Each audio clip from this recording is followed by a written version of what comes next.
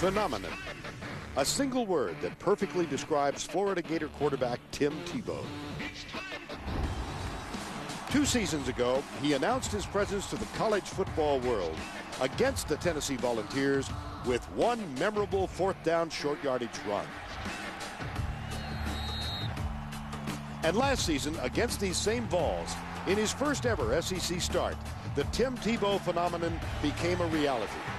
And for 365 days, the Tennessee defense has laid in wait to exact its revenge. Touchdown, Tebow! So what will their third encounter produce? A three-peat by Tebow or sweet redemption for the Vols?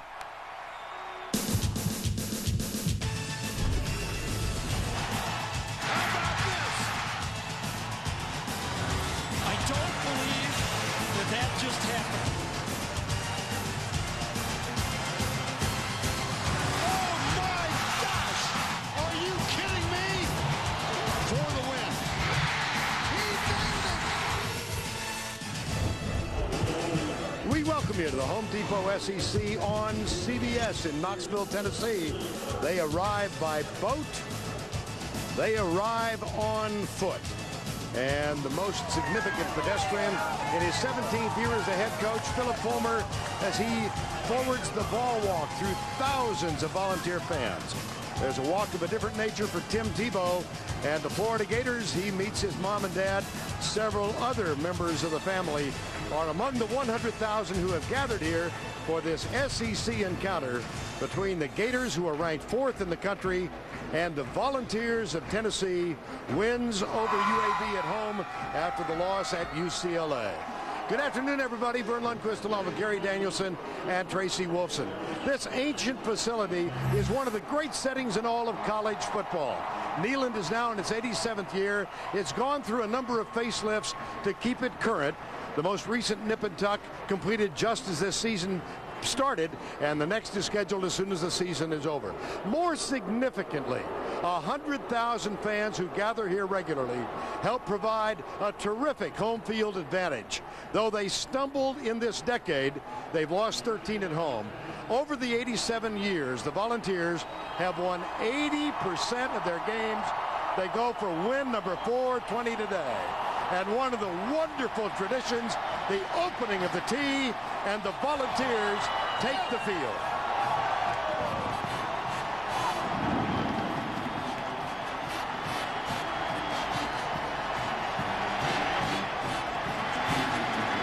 Right behind them, the hated Gators from Gainesville.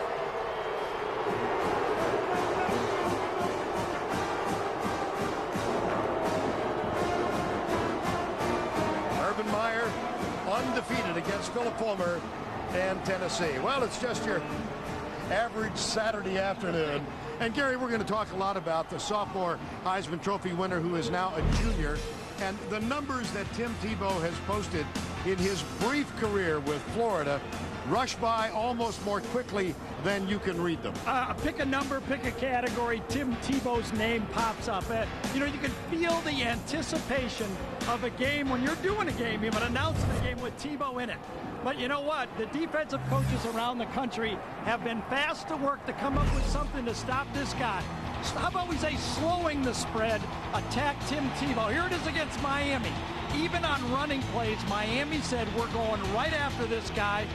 You're going to see stunting linemen and linebackers that try to get in his face as fast as possible. Now remember, he's still Tebow, and he still makes plays, but the defensive coordinators have said, we can't let you stand back there. Here's a look that Miami employed. They dropped the 3 defensive linemen. They rushed the defensive linebackers and defensive backs. He still gets out of it and makes the play. But today, Tennessee will employ everything to stop this guy. You know, the old adage in college football, he who runs the best wins the most, yeah, which makes this a staggering figure. In the last 2 games against Florida, the longest run for Tennessee, 6 yards. And I'll tell you, that is an embarrassing number for Tennessee. And it's going to fall on these guys right here, the running backs. Foster, Hardesty, and Greer. They must come through. If Tennessee can't run the ball, they're going to lose it. I mean, the numbers are really in this game are 6. CBS helped us out with some props here, okay? I see that. 6 yards is their longest run from carry. Help me out, Vern. Give me another 6. Bingo. 66 yards since Urban Meyer has come here. That's the most that this Tennessee has rushed for. And let's go back on the other side of the ball. Florida, they run 5 wide receivers. They have 6 wide receivers that run in the 4-3s. And help me out, they got 6 other guys on defense that run 4-4 or better. It's all about speed. Notice that we have defined our roles. I hold almost all the cards. This game and all SEC college football games brought to you in crystal clear CBS high definition. Terrific afternoon, 81 degrees, winds out of the northeast at 9 miles per hour, and the forecast for continued warm and sunny. These two teams first met in 1916. Tennessee won the first 10. Florida has never been tied or led in the series. They have a chance to tie it this afternoon. Tennessee won the toss. They deferred. That means the kickoff will go deep, and Brandon James, one of the most important. Oh, he bobbles the ball. Well, forget what I was saying, but he's still a threat, isn't he? Watch out. Out of bounds inside the 45. By the way, he's one of the 12 guys that run under 4-4. Bobble the kickoff. Last year, remember, Vern, that game was a pretty close game. Brandon got involved. The punt team and the kickoff team is just loaded with guys that run fast and make plays. And that's how this Florida team, and that's why they're so dangerous. 52-yard kickoff return. His longest of the season. Previous best was 34. First down, Tebow. Percy Harvin alongside. Harvin in trouble, but he does manage to get 3 yards over the right side. And let's quickly check in with the third member of our team. Here's Tracy Wolfson. Guys, as if Tennessee needed any more motivation for this game, Florida linebacker Brandon Spikes provided some bulletin board material this week. Spikes told the media that Tennessee quit last year. He said they gave up. He said, I know they're not as tough as us. Tennessee players quickly responding, saying, we're not quitters. When we asked Phil Fulmer if he used Spikes' quote to get a rise out of his players, he just smirked and said, we discussed it. Guys, you can bet he did.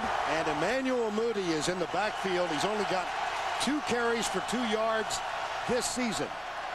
They ride Moody up the middle, and the transfer from USC got a first down to the 32-yard line.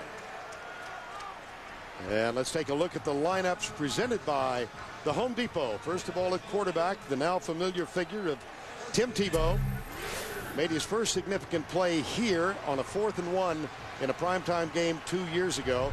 Offensive line, Troutwine, Jim Tart back. Marquise Pouncey, his twin Mike, and Watkins at right tackle. Murphy, Harvin, and Cooper are the wideouts. Keyston Moore, the running back, and Hernandez, the tight end. But Moody started the game, and he is still in there. Number 21 gets the handoff again. Did not play in the win over Miami, and he gets back-to-back carries in this one. You can see Florida is employing 2 tight ends early in this football game. You can see the importance Urban Meyer has put on running the football with this spread offense. Meyer in his 4th season at Florida. 3-0 against Philip Fulmer. Only Steve Spurrier won 4 in a row. They seem to fit in the same cup. You know, you can almost feel the pressure already on the Tennessee team. They need to hold to a field goal here. Lewis Murphy breaks and goes wide right. Harvin is in the slot. It's 2nd down. Tate Casey is in as a tight end. A blitz threatened. They're coming. Tebow behind Riley Cooper. Defensively for the Volunteers,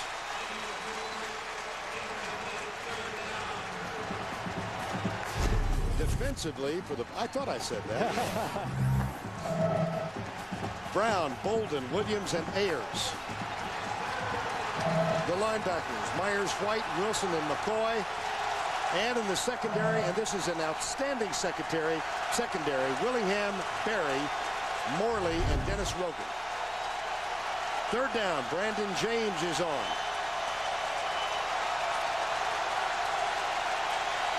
Blitz coming from the corner. Tebow shovel pass. That's good for a first down plus, as Aaron Hernandez gets the little shovel and picks up the first down, a gain of 13. When I was trying to prepare what my game plan would be if I was Florida, as you're going to see, Hernandez right here is going to come across for that little shovel pass. I thought they would try a lot of quick passes early. Get the ball out of Tebow's hands by design and try to figure out the blitz packages for Tennessee. So don't wait for the rush, kind of anticipate it. Percy Harvin, offseason heel surgery, pronounced himself this week 100% for the first time since he was in the 10th grade. They fake the reverse. Tebow's caught for a loss at the corner. He had Harvin on the end around. And a flag has been dropped near the 18-yard line.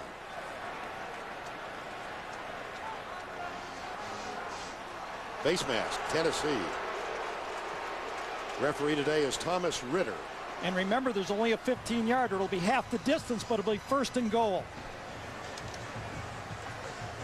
Personal foul, face mask, number 15 on the defense. Half the distance goal, automatic first down. Well, this is exactly, obviously, I'm pointing this is exactly what Tennessee feared, I think. That's true, but remember, the opening drive for Florida against Miami was very successful with a touchdown, and then after that, nothing happened. They did go on to win it 26-3. Take Casey's in as a tight end. Cooper is to the near side with Murphy. He's up on the line now. Number 11. That's Harvin in motion. Tebow fakes it, keeps it, spins, and is caught at the 5-yard line. Wes Brown, number 94, with the tackle.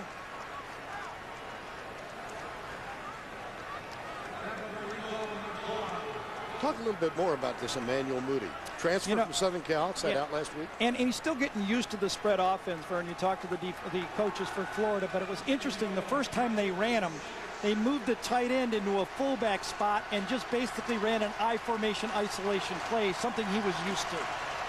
Brandon James is on the field now. And Carl Moore, junior college transfer, is split wide right. Second down and goal. Tebow fakes the toss. He'll keep it. And he's going to be caught and dropped at the 1-yard line. It'll be third down. D'Angelo Willingham, number 24, the cornerback, with the tackle. Thought Rico McCoy also was in there, the linebacker. But, you know, again, it's fake counter, fake pitch, and then Tebow running up there. And you know what happens here is Tebow is not running like he ran as a fullback 2 years ago here, but he can't. He's the quarterback of the team.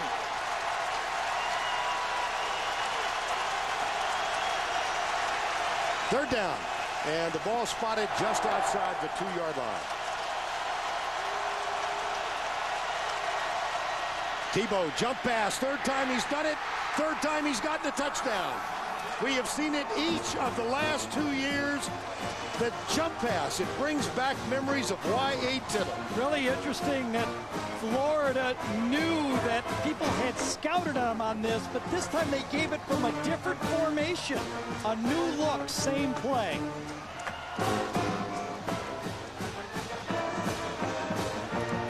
And the extra point about to be attempted by Jonathan Phillips, a senior who's getting his first extended action in his career. The kick is up, and it is good.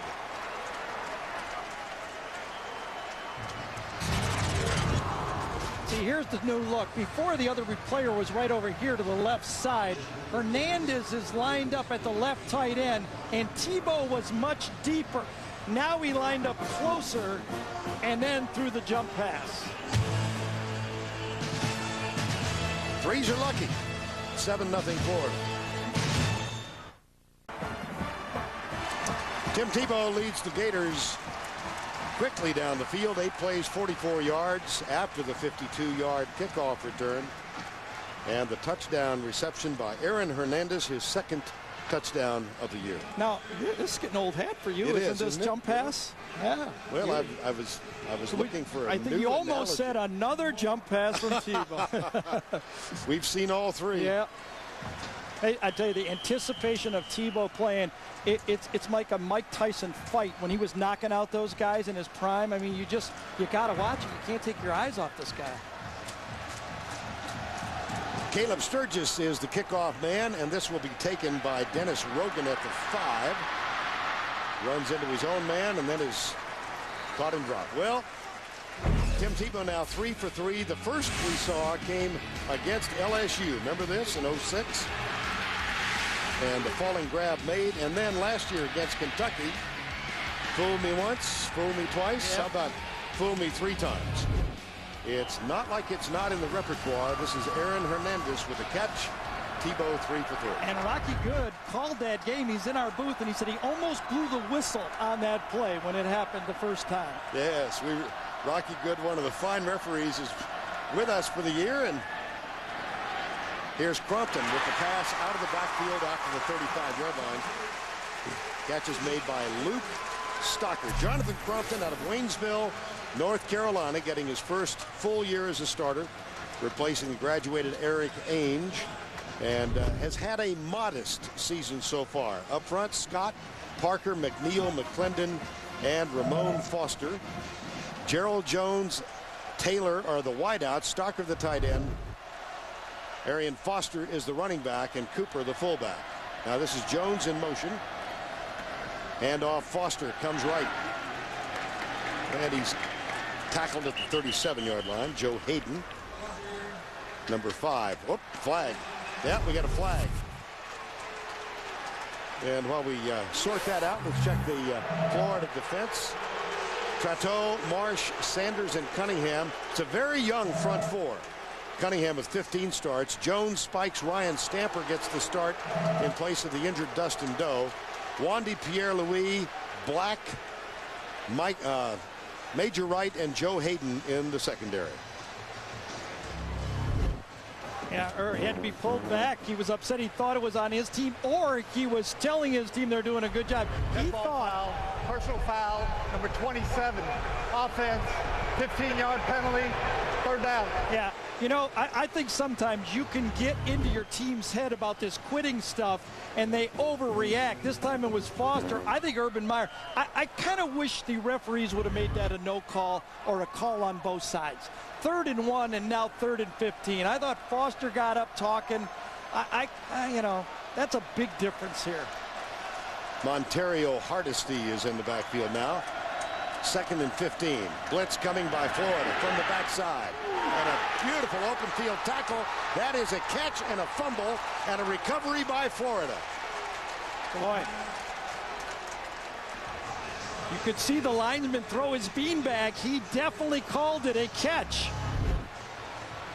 A safe play, 3rd and long. Tennessee says, we're not going to give you anything cheap down here. The ball, 1, 2, 3. Absolutely. I think that's going to be called correctly, and Major Wright had the big hit on that one. Janoris Jackson also there, number 29. It was Janoris Jackson. You're right. I'm so used to seeing that number 28 make those hits. Hardesty with the fumble. Let's look at it in regular speed, Gary. Catches it 1-2 and then turns around. I think that's going to be upheld. Recovery by Florida. 1st down. Janoris Jackson, who is a true freshman. 5'10", 185-pounder, number 29, who has seen significant action. And Hardesty with the fumble. And Jenkins got that hit. Now, if you're Philip Fulmer, you might want to challenge just because it's such a huge play. I know it's being reviewed, but wouldn't you maybe like to make sure? Coach Fulmer says nope, he's going to trust the guy in the box. Tebow pulls it back and fires toward the end zone. It's overthrown for Percy Harvin. It'll be 2nd down. Janoris Jenkins, not Jackson, Jenkins made the hit that forced the fumble. Yeah, Jenkins is the true freshman player that came. Flag is down at the 27. Now remember, there's no warning for sideline. Sideline interference against Florida. That's 5 yards. Second down. Yeah, no warning anymore. No warning. It's a 5-yard penalty. We've heard that the coaches like this. I don't know why. I honestly, I don't know why. I've tried to ask a few. They say they just, why warn us? But it seems to me that that's something I'd like to be warned with once. Second down, 15. Harvin in motion. Tebow drills it to the left side. Murphy is caught and dropped for a loss.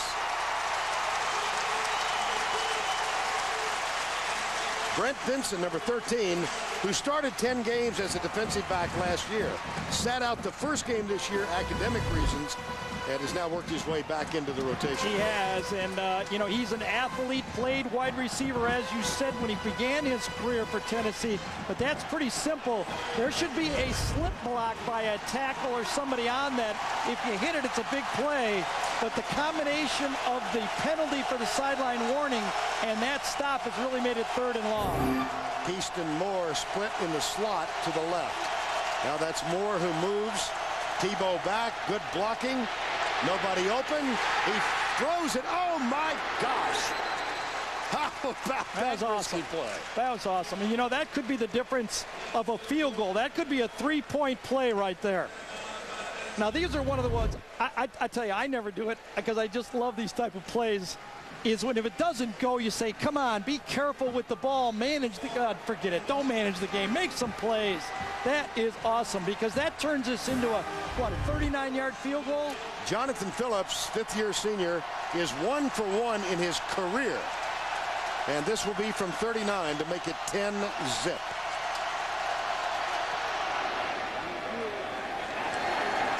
Phillips now 2 for 2 in his final season at Florida. Kickoff return, special teams. Jenkins with the forced fumble on Hardesty, and it leads to a field goal for Jonathan Phillips. 10-zip, Florida. Special profile on Carson Palmer tomorrow. Florida leads at 10-zip. Turns out, Vern, Carson was pretty accurate with his portrayal of USC and against Ohio State, wasn't he, when he talked all that? Yes. Pretty right on. Here's the kick. Rogan grabs it a yard deep. He will bring it back onto the field, and he pays the price. He is cut down at the 17-yard line. Will Hill made the tackle. Freshman from West Orange, New Jersey, number 10. Will the Thrill. Yeah. Will. I just can't resist it. I don't. Vern, I thought that maybe Tennessee early in this game would try to pull a Georgia against Florida. They've had sand kicked in their face, and they might try to say, we're not going to take this anymore. But the quick kickoff return and now the turnover, it's thrown them out of their game again. This is Arian Foster, who gets into the secondary of Florida. And guess what? Yes. A 7-yard, 8-yard, 9-yard run? 9-yard. Wow. Longest run in 2 years and 1 quarter by Tennessee. Yeah, when I watched the tape of the UCLA-Tennessee game, I really felt that Tennessee gave up on the run too quickly. I thought they felt they had that game and they could kind of do some things. UCLA admirably came back, obviously. But I think Tennessee's best when they run the ball and play action pass and bootleg with Compton. On 2nd and short, handoff. Foster goes left, and we'll have enough for the first down out near the 33-yard line. Jonathan Crompton, 1 start prior to this season, and he's been a little inconsistent, Gary. Yeah, I think so. What I think they've come to realize about Jonathan is he has a big arm. Even this pass, that's a pretty good pass that gets picked off. But he's got to learn still to play quarterback. He's not seeing the whole field and all of the different secondaries and what they're trying to do to him, so they're going to limit him. They're going to trade play-action passes and throw deep balls, I predict. Arian Foster in the backfield. They fire it out to Gerald Jones, and he can't quite escape the tackle of Wandy Louis-Pierre. Brandon Spikes, after Louis-Pierre held him up, got back there, and that's an 8-yard gain. Well, there really is the guy. Tennessee will tell you, anybody you talk to around the Tennessee program, is this is the guy, Gerald Jones. If this offense is going to be what they want it to be, Jones is going to have to be the playmaker. He's the one guy, I hate to say it, but it's true, that is like the Florida guys. Doesn't have quite the speed, though, right? Well, he's pretty fast. I think he's the 4.4 range. Okay. Look at Nice that play. tackle. Wow. Look That's at Brandon Spikes. Yeah, he can do more than talk. If you watch Brandon Spikes play football, you know, I've been watching and involved in football a long time. Those linebackers that talk a lot tackle a lot. There's just something about it. Well, he's not talking now because he's the one who said that Tennessee quit last year. And I think maybe the word might have been concede. You know, at the end of that game, they knew it was over. I don't know if quit is fair. well, but, at any rate, Urban Meyer said you're now off limits to the press. Well, he's not off limits to this game. He's now under a gag order. Play fake. Crompton almost intercepted. Guess who? Boy, they were all over that. I mean, there was no one to throw that football to. Play action pass. Now think about this again. 3rd and 1.5 yards. Tennessee gives the credit to the Florida defense and says we're going to go play action pass. They've got their great running back in the game, Foster. They're going to go play action pass, and there is nothing there. And that ball just knocked down and had no chance to complete at that time. And now Brandon James is joined deep. 2-man back. James top of the screen. And the punter, Chad Cunningham, has not had a quick start to the season. He's already had 1 blocked and returned for a touchdown. That at UCLA. This is nice, high, and deep.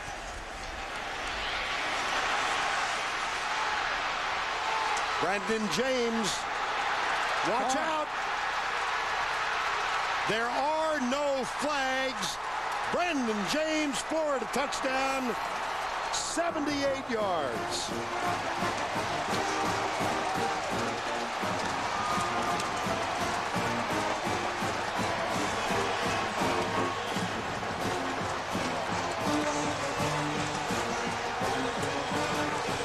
The athletic players, the difference between right now, just watching it, of the Florida players and the Tennessee players is just like you're watching a game in 2007. It looks exactly the same. And Percy Harvin, by the way, is on the punt team, and he's one of the guys that made the blocks to free a guy, Brandon James, on that play. Extra point by Phillips is up and good. He's done it again. Yeah, it's not that Tennessee's not trying. They just can't get close to him right now.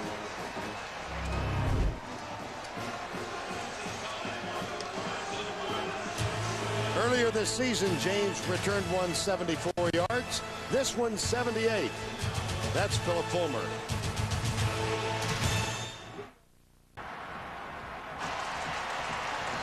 .442 to go opening quarter. This one has been all Florida. Yeah, Tennessee's defense had a nice stop. You know, they do their job. The kickoff return, now a punt return. Now, Urban Meyer has predicted that his punt return team will be dynamic all year. He's got athletes. You know, when you have Percy Harvin on your punt team, and they've got the other guys out there too. You know, I mean, it's just not Harvin. They got receivers all over. Demps is out there. Rainey's out there. You know, they've got probably 6 guys that run 4-3-4-4. Caleb Sturgis with the kickoff. And this is going to be taken by Rogan. Comes right out across the 25. Tackle made by John Jones, number 30. Well, Volunteers have somehow got to find a way to get back in this. You got any suggestions? Well, I think a mistake would be to ask Jonathan Crompton to do too much. I think the best way to look at this is let's try to chip away, even if it takes the rest of this half. Let's try to get this thing down to, you know, score a touchdown sometime in this half and try to slow down Florida. I don't think you can try to keep going serve for serve with Florida. Arian Foster cuts right, then goes back to the left and picks up a yard, maybe a yard and a half. Matt Patchen, number 71, and Ryan Stamper, number 41, are in there. As Charlie Strong, the defensive coordinator at Florida, has gone to his rotation early in this game. There's Charlie Strong. Been a standout at the Gators for the Gators. Shared these responsibilities with Greg Madison, who elected to go into the NFL. So Charlie is the only defensive coordinator on this team now. 2nd down and 8. It's the G gun now with Gerald Jones at quarterback. They'll run this formation 7 or 8 times. And Jones will take the direct snap. Florida rushes 4. The handoff to Foster. It's going to be 3rd and long. And let's go back to the studio for this Liberty Mutual update. Here is Tim Brendo. All right, Vern, really a pretty good intersectional matchup. Miami leading Texas A&M. This is the 2nd touchdown rushing for Greg Cooper. Long distance information. He's from Memphis, Tennessee. 51 yards, so Miami leads it by 7. No Stephen McGee at quarterback, out with that shoulder. Gerard Johnson quarterbacking for the Aggies. Vern? All right, Tim, thank you. 3rd and 3 here. Volunteers find themselves down by 17. Jones, or Compton rather, comes right, and the catch is made by Jones. The tackle is made by Joe Hayden. Joe Hayden came to this team recruited as a wide receiver, high school quarterback, and last year he realized that his best chance of getting on the field was to switch to defensive back. Yeah. And he's one of the best now. You know what is interesting when we talked to him, what he said is, I asked him, do you feel comfortable there yet? When you look yourself in the mirror, what do you see? And he says, you know, last year I felt like an offensive guy, an athlete playing defense. Now I feel like a defensive player. One of 5 boys. His brother plays running back at Boston College. Great pressure. The pass is released over the middle. That should be another 1st down. Brandon Warren, who took a circuitous path to this Tennessee uniform. He signed out of college with Florida State. Freshman All-American. Came back home because his mother had a bout with cancer. And here's Warren. Yeah, he just comes underneath the formation right there. Lines up in the slot. He made freshman All-American as tight end. But in this offense, offensive coordinator David Clawson is going to use him as kind of an H-back. And that is a 1st down. Tennessee at the 49-yard line. Flags thrown. Little screen pass out to the left. Now we'll see about the infraction. It's Brandon Warren again. Just to quickly complete that story while we ponder the flag. Yeah. Warren had he was not released from his commitment by Florida State. Bobby Bowden said no. He appealed. He attended a community college here in Knoxville while that appeal was in the process, and he was finally granted a release. Offside. And 49. Defense. 5-yard penalty. Replay 1st down. And so, a week ago, he made his long-awaited appearance on the field, and they expect big things out of him. Yeah, you know, when you watch him in practice, he is very smooth. He's very comfortable with the ball in the air and running under the ball and grabbing it. So he can be a weapon, another weapon for this Tennessee offense. There's Foster. Tries to get outside. Boy. And can't. You talk to coaches about this this Florida defense. Kind of reminds you of the old Miami defenses. Right. They kind of corner you in because their defensive backs have such speed on the running plays. They almost get 10 hats there. I mean, they're just right there right away. I think the way you got to go at them is you got to attack their corners. We talked to coordinator Clawson from Tennessee. He says, you know, we're not going to beat this team with 3- and 4-yard runs. It just won't happen.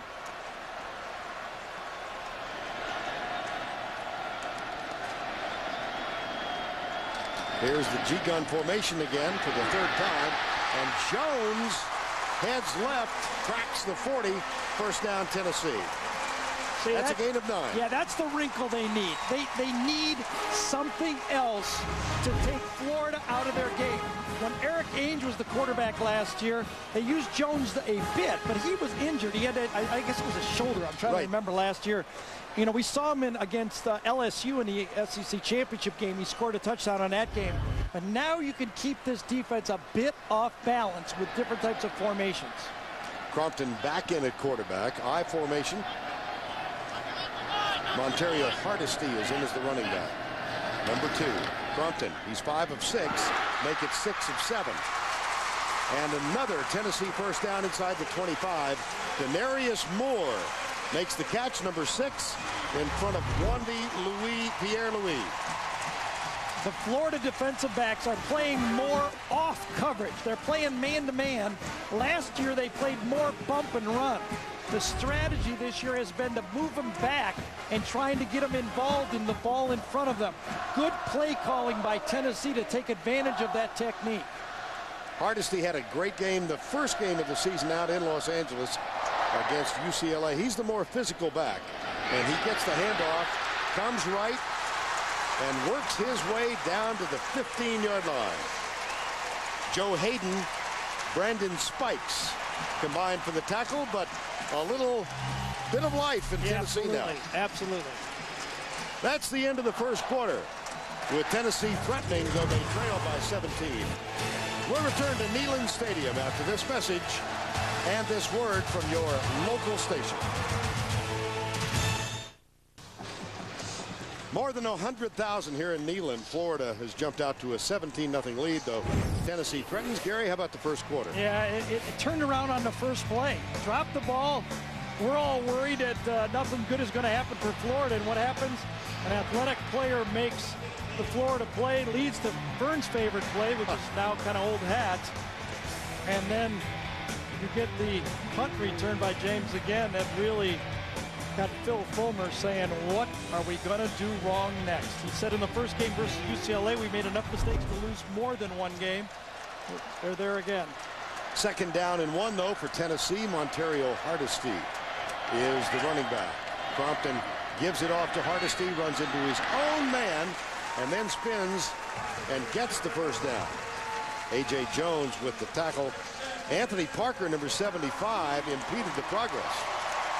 Yeah, that's, you know, that offensive line for Tennessee is where the strength of that offense is. 97 starts coming into this season. They're the most experienced offensive line in the league. Gerald Jones is back in, and the G. No, it's Crompton. I beg your pardon. We've got to keep watching 4 and 8, and Tennessee was a little confused, along with certain announcers. Good old Vern. Yeah. I think they had a wrong formation there. That's why they called timeout. Now mark this moment. This is one of the few times you're going to watch the volunteer band and not hear Rocky Top. Yes, this is the other song they know. Average in-game performance of Rocky Top, 38. We've established that over the years. We're in the second quarter. Vern, 9 plays so far in this drive for Tennessee. Ideal run pass, 6 runs, 3 pass. I think that's about perfect. Crompton, the quarterback, 2 receivers to the left side. Handed off, Hardesty. Nope. And Brandon Spikes in the middle of things. When we talked to David Clausen, he was very concerned about getting the spikes. He said, I really want our guard and center to push together the front guy and then get the spikes later. He said, because those defensive tackles are as good as I've seen as redirecting off of blocks and getting into the backfield. So he said, let's assure the line of scrimmage and then get the spikes. Second down, officially still 10. Movement of the line, contact made, and a flag thrown by the umpire.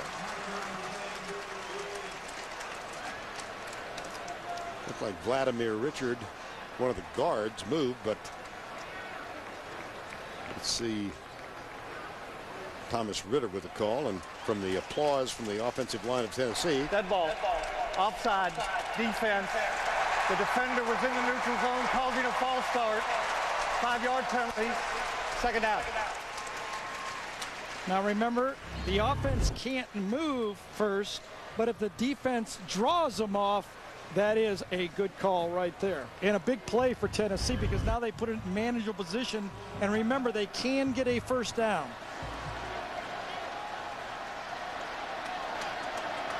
Toss. Foster goes right and runs right into a couple of Gators the first of whom was Joe Hayden, the second of whom was A.J. Jones. Justin Tratto did such a good job that time, number 94, the defensive end. He refused to get hooked on the play and turned it back inside so everybody else could make the play. Tratto, we saw him last year, very young player. He's put on weight now, probably put on 15 to 20 pounds, and now he's a legitimate defensive end. Third down 5. Volunteers attempting to get on the board. They trail by 17. Blitz, Florida. Crompton across the middle. Caught short of the first down. Well, no, wait a minute. He may have gotten it with that effort. He did. That's the tight end, Luke Stocker. And by struggling and refusing to give up after the tackle was first made, he might have given Tennessee a first and goal. Yeah, and they think he's going to be a really good player despite what happened last week. There he is right there. Middle of the field is open. Throw him a 2-yard pass and let the big guy take it for a first down. That's how you play football. Stocker had 2 or 3 drops last week, but the coach is all set. He is going to be an outstanding tight end for us. Now, Philip Fulmer went out of his way in our conversation yesterday to point out that Stocker had lost no stock despite his 3 drops. First and goal, Volunteers. Verna, I wonder who Tennessee will go with here. Foster, who's had all those troubles. Remember those fumbles he's had? Right. Or will they go with Hardesty, who seems to be a better downhill runner? It's going to be Foster. Foster fumbled at the 6 against UCLA. Like it or not, he has gotten that reputation, and he doesn't like it. Foster, left side, yard or 2. Well, everyone who bleeds orange here remembers the fumble at the 6 against UCLA, but in 05 against South Carolina, he fumbled and the ball's lost by 1. In the Outback Bowl, another fumble and the ball's lost by 10. And then this season, they were going in to make it 21-7, and Arian Foster had the misfortune of the fumble then. He was wearing number 30 in that game as a tribute to his teammate David Holbert.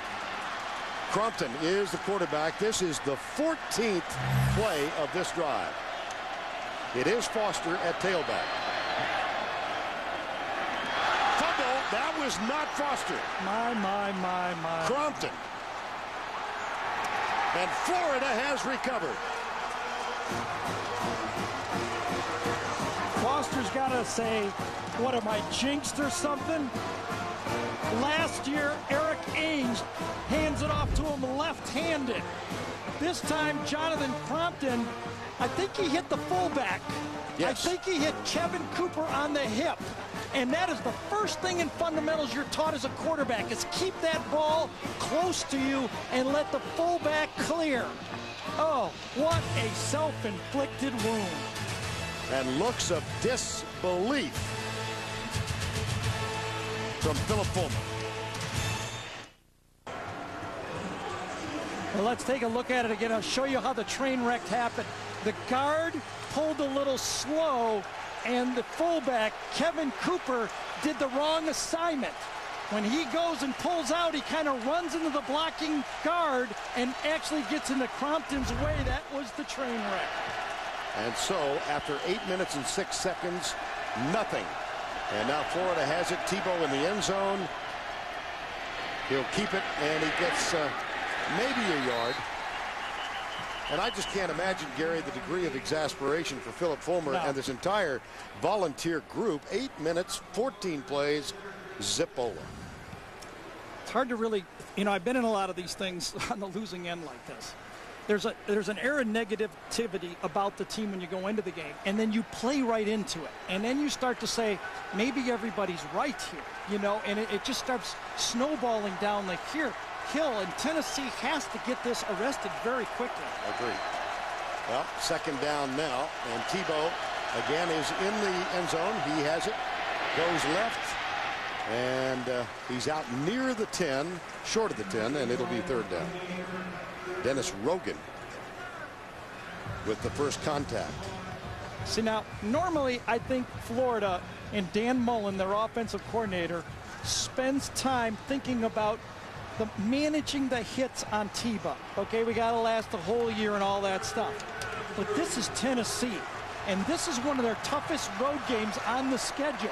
I think they're going to sacrifice as many hits as they need for Tebow to win the game, and I agree with them 100%. This isn't UAB. This is Tennessee. Tennessee defeated UAB here, and timeout is called by Tim Tebow as the play clock winding down. Early moments, second quarter. CBS Sports coverage of the Home Depot SEC continues after this word from your local station. 8 minutes and 6 seconds. Time of possession for the Volunteers. They get down inside the 5 and fumble the ball away. And now 3rd and 3, Florida at the 10. Percy Harvin in the backfield. Tebow joins him. Like to run the option when he's in there.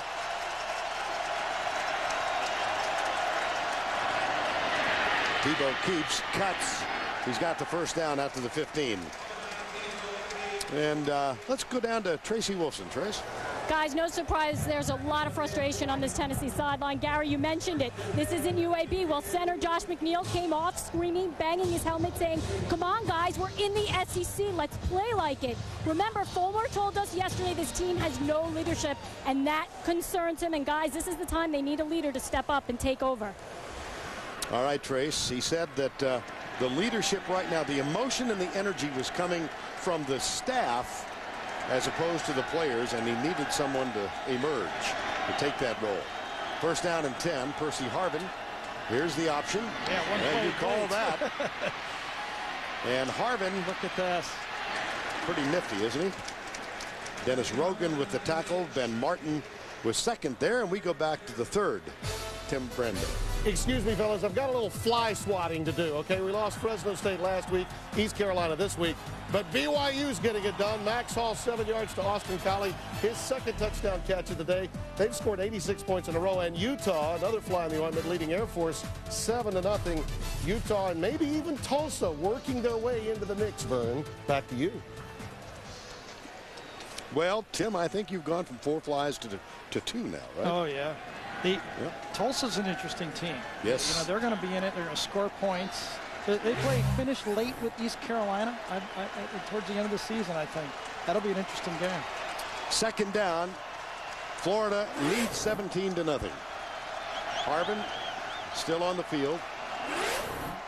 Here's the corner blitz. There's the option to Harvin.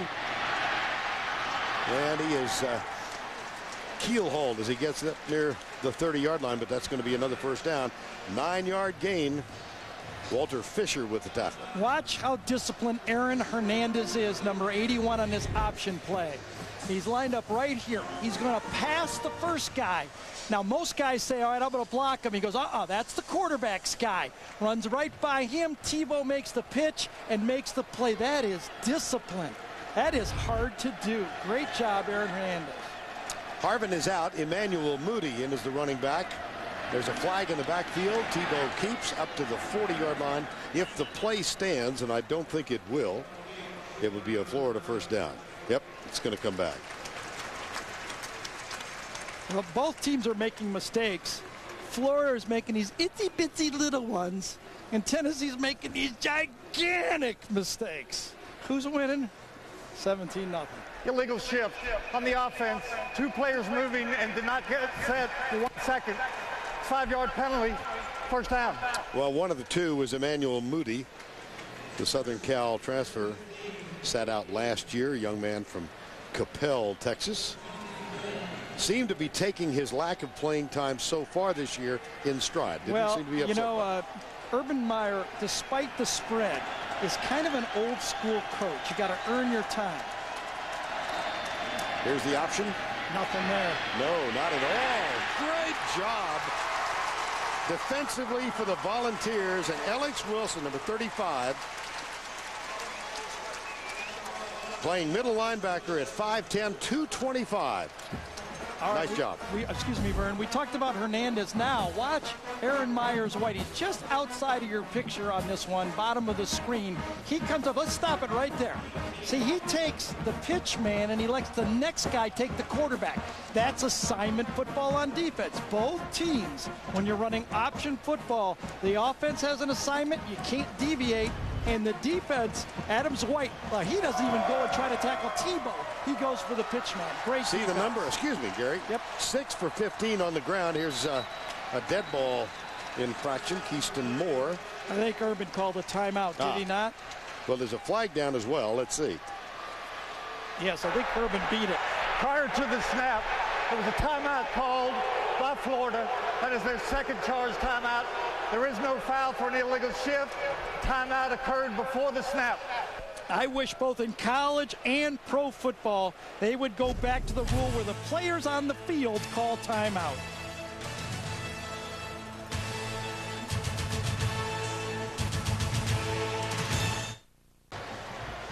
We're back at Neyland Stadium. Now let's take a look at Home Depot's tools for success. You remember the A-team with George Peppard and Mr. T were here? I do. You do? I do. I'm so glad. Not all of it, but I remember the music. So let's go. The tools on the G team here are fast. They're high-speed power drills. This time has been Brandon James so far that has been the most used tool, but they've got 5 or 6 of them on what we like to call the G team here for the Gators, and they're all over the field, guys that can run and make this Gator attack go. Brandon James had a punt return of 78 yards earlier in this ball game. It is his second career punt return against Tennessee. Second down at 18, midway through the second stanza. 3 men down, Volunteers up the middle. Emmanuel Moody goes, and he's out across the 25 to the 26. Nevin McKenzie, number 20, alternates playing time with Adam Myers-White is there, and a flag is down, late flag.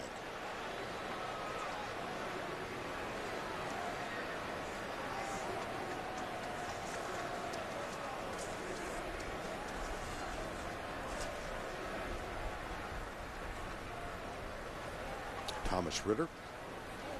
We have 2 unsportsmanlike fouls. Number 16, offense.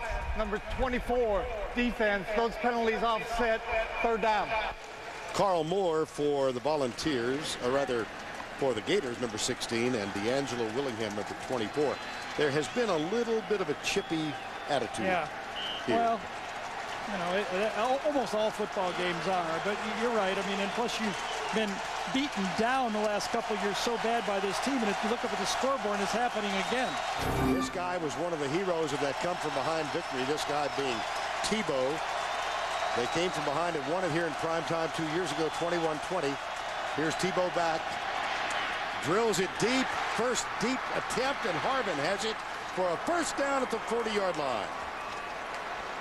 34-yard gain. Demetrius Morley finally caught up and made the tackle. Urban Meyer was very upset with his offensive line and all the pressure that Miami put on him. Now watch him here. They're going to stunt. They're going to come in, 4-man rush. Rico McCoy comes in, and look at that nice pocket right here. Now you can use the G team. When your quarterback can run in there, step up, and make one of those throws, there's not a secondary in college football that's going to slow down these wide receivers. And Tebow is becoming not just an underrated passer. Most of the defensive coordinators now are saying he's a good enough passer to win beyond all the stuff that he does running the ball. And a face mask at the end, so the ball now at the 25-yard line. Remember, this drive began following a fumble by Tennessee at the 3-yard line. Here's Moody, nothing. Emmanuel Moody getting extensive playing time in this ball game. Alex Wilson, number 35, with the tackle. You know, Wes Brown did a good job on that play, too. One of those defensive ends that they've got 4 of them here. Brown and Ayers and Martin and Walker.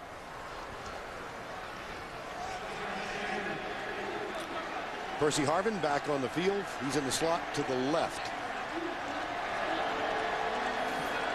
I think he's is he a tailback? You're right. That's James out there. Yes. Here's Harvin. Percy Harvin telling the media in Florida he's 100%. He had heel surgery in North Carolina back in April. It had bothered him, and the heel was initially it was a tendonitis, they thought, right? Yeah. And led to knee problems and hip problems, and finally had the surgery, and he said he's feeling better than he has since he was in the 10th grade. Can you imagine the coaches that faced him last year now find out that he's 100%? Yes. Oh, really? 3rd and 3.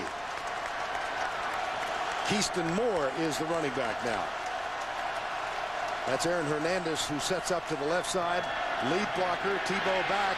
Under some pressure, goes in the corner. Jump ball, and it's incomplete. Carl Moore, the intended receiver, and Dennis Rogan was there. Not sure who covered the tight end slipping in on that one. Tebow was forced to lob this ball. It wasn't pretty, was it? Moore made a big controversial catch against Miami that kept that drive open. And I think it was Eric Berry that jumped on that tight end and took away the first throw from Tebow.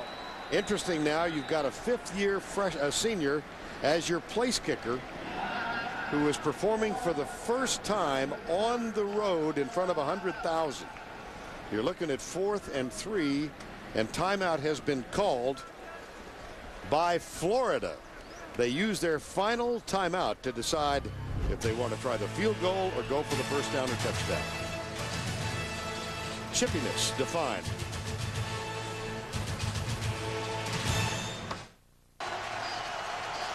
Where Urban Meyer has decided to go for the first down or the touchdown.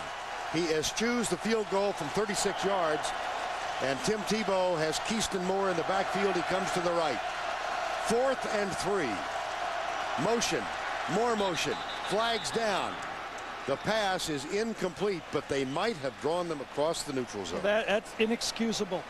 Inexcusable. The only thing on 4th and less than 5, the last thing you tell your defense is don't give them the cheap first down. They're going to probably try to draw us sides on the play, and if Tennessee jumped, it's just inexcusable. Now, not saying it happened yet. It could be on Florida. Ball. False start. Offense. 5-yard penalty. Remains 4th down. That had to be a flinch. They'll go field goal for sure now. Let's see if we can watch anybody flinch. Boy, I don't see it. I don't see it at all. I thought the Tennessee defender, after secondly, at the end of it, there was a change when I think Wes Brown went into the line. But at first, I thought Tennessee was in the neutral zone. Here's Phillips. First game on the road, the senior. It's up from 40 yards, and it is good.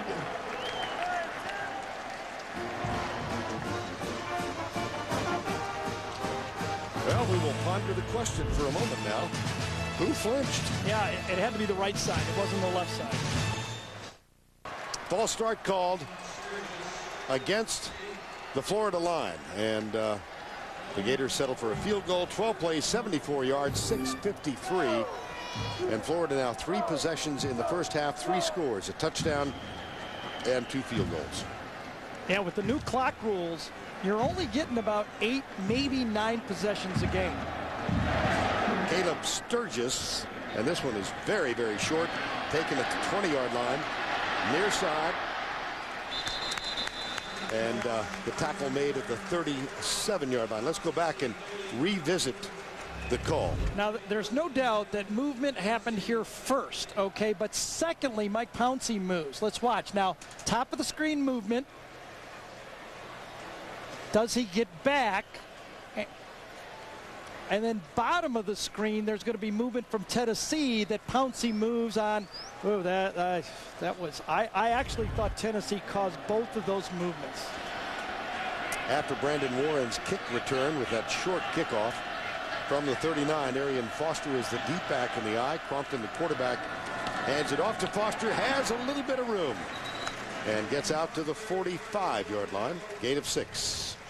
So now look at the difference between an Eric Ainge team with a 5th-year senior or true senior, whichever one he was, a 4-year player, with Jonathan Crompton. Ball on the 40-yard line. trailing 20-0.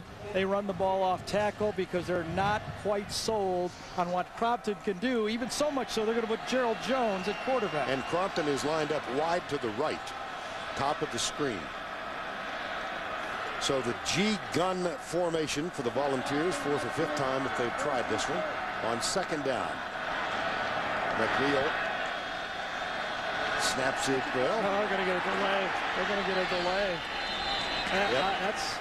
This is just a disaster for Tennessee. I mean, when we came into this town, Vern, I don't know if you could sense it, but on the airplane, you know, I usually travel around, you know, the Southeast Conference, and everywhere I go, you can Prior tell. to the snap, delay of game, offense, 5-yard penalty, remain 2nd down. All the fans wearing their school colors are kind of talking up and bragging. As you can see the play clock going down and no snap, kind of bragging on their team. It's kind of fun, but the Tennessee fans had nothing to say before this game. They did not believe before this game started, and they're being proven right. Well, it's the G-gun formation again. Crompton going to try the same play. The handoff, no, it's no handoff. It's Jones who shakes the tackle and squirts out to the 49, perhaps the 50-yard line. Brandon Spikes with the tackle. Well, 2 turnovers in this ball game, both recovered by the Gators. Yeah, the first. It was bad, wasn't it, Vern? I mean, a give-up play for a screen right there. A sure scoring play on 2nd and goal, not counting the punt return. It's just a disaster. Now remember, Tennessee's got the ball here to end the half with plenty of time, and they get it to start the half. And again, for the 2nd play in a row, Crompton, the quarterback, normally is wide right. Here's Jones, tucks it, comes left. Ryan Stamper is there to make the tackle, and it'll be 2nd down. We'll have time to spend a moment with Tim Brando in New York. Vernon, Gary, we talked earlier today on the College Football Today about the Pac-10's Black Saturday a week ago. It's continuing. Oregon without their starting quarterback, yes, but Kellen Moore and Tommy Gallarda, 2nd hookup. Boise State rolling Oregon 24-6 in the 2nd. Vern? All right, Tim, 2 timeouts remaining for Tennessee. And here's Crompton back at quarterback, lofts it up. That almost was picked off. It was deflected up front, I believe. Crompton getting some pressure from Dustin Doe, number 32. He was questionable to go in this game. Yeah, one of the new packages that I see more from this Florida team than the past is big Carlos Dunlap, number 8, the big, tall guy who's being pushed a bit for playing time by Justin Tratteau, is that they're playing a little more zone blitz, a little more off coverages. And it'll be 3rd down and 11. 2:19 to go, first half. Hardesty and Foster back with Crompton. Right side, incomplete. Flag count. Might have a face mask. Had to be. Looked like Major Wright, number 21, might have grabbed Lucas Taylor with the mask. And all he had to do was be patient. Well, they call that pass interference. Now, I thought that ball zipped by before he grabbed him. Nothing you can do about it. It's unreviewable. Pass interference, number 21, defense. Ball would be placed at the spot of the foul, 1st down. Now, let's go left side of your screen. Major Wright is chasing. Ball goes by, his left arm's not on there, and the ball's past him, and then he jumps on him. Now, the official came from the Tennessee bench. You know he heard it over there when he made that call. Here's Crompton. Pass is complete at the 45. And the receiver down to the 43. It's Arian Foster out of the backfield, and Joe Hayden makes the tackle.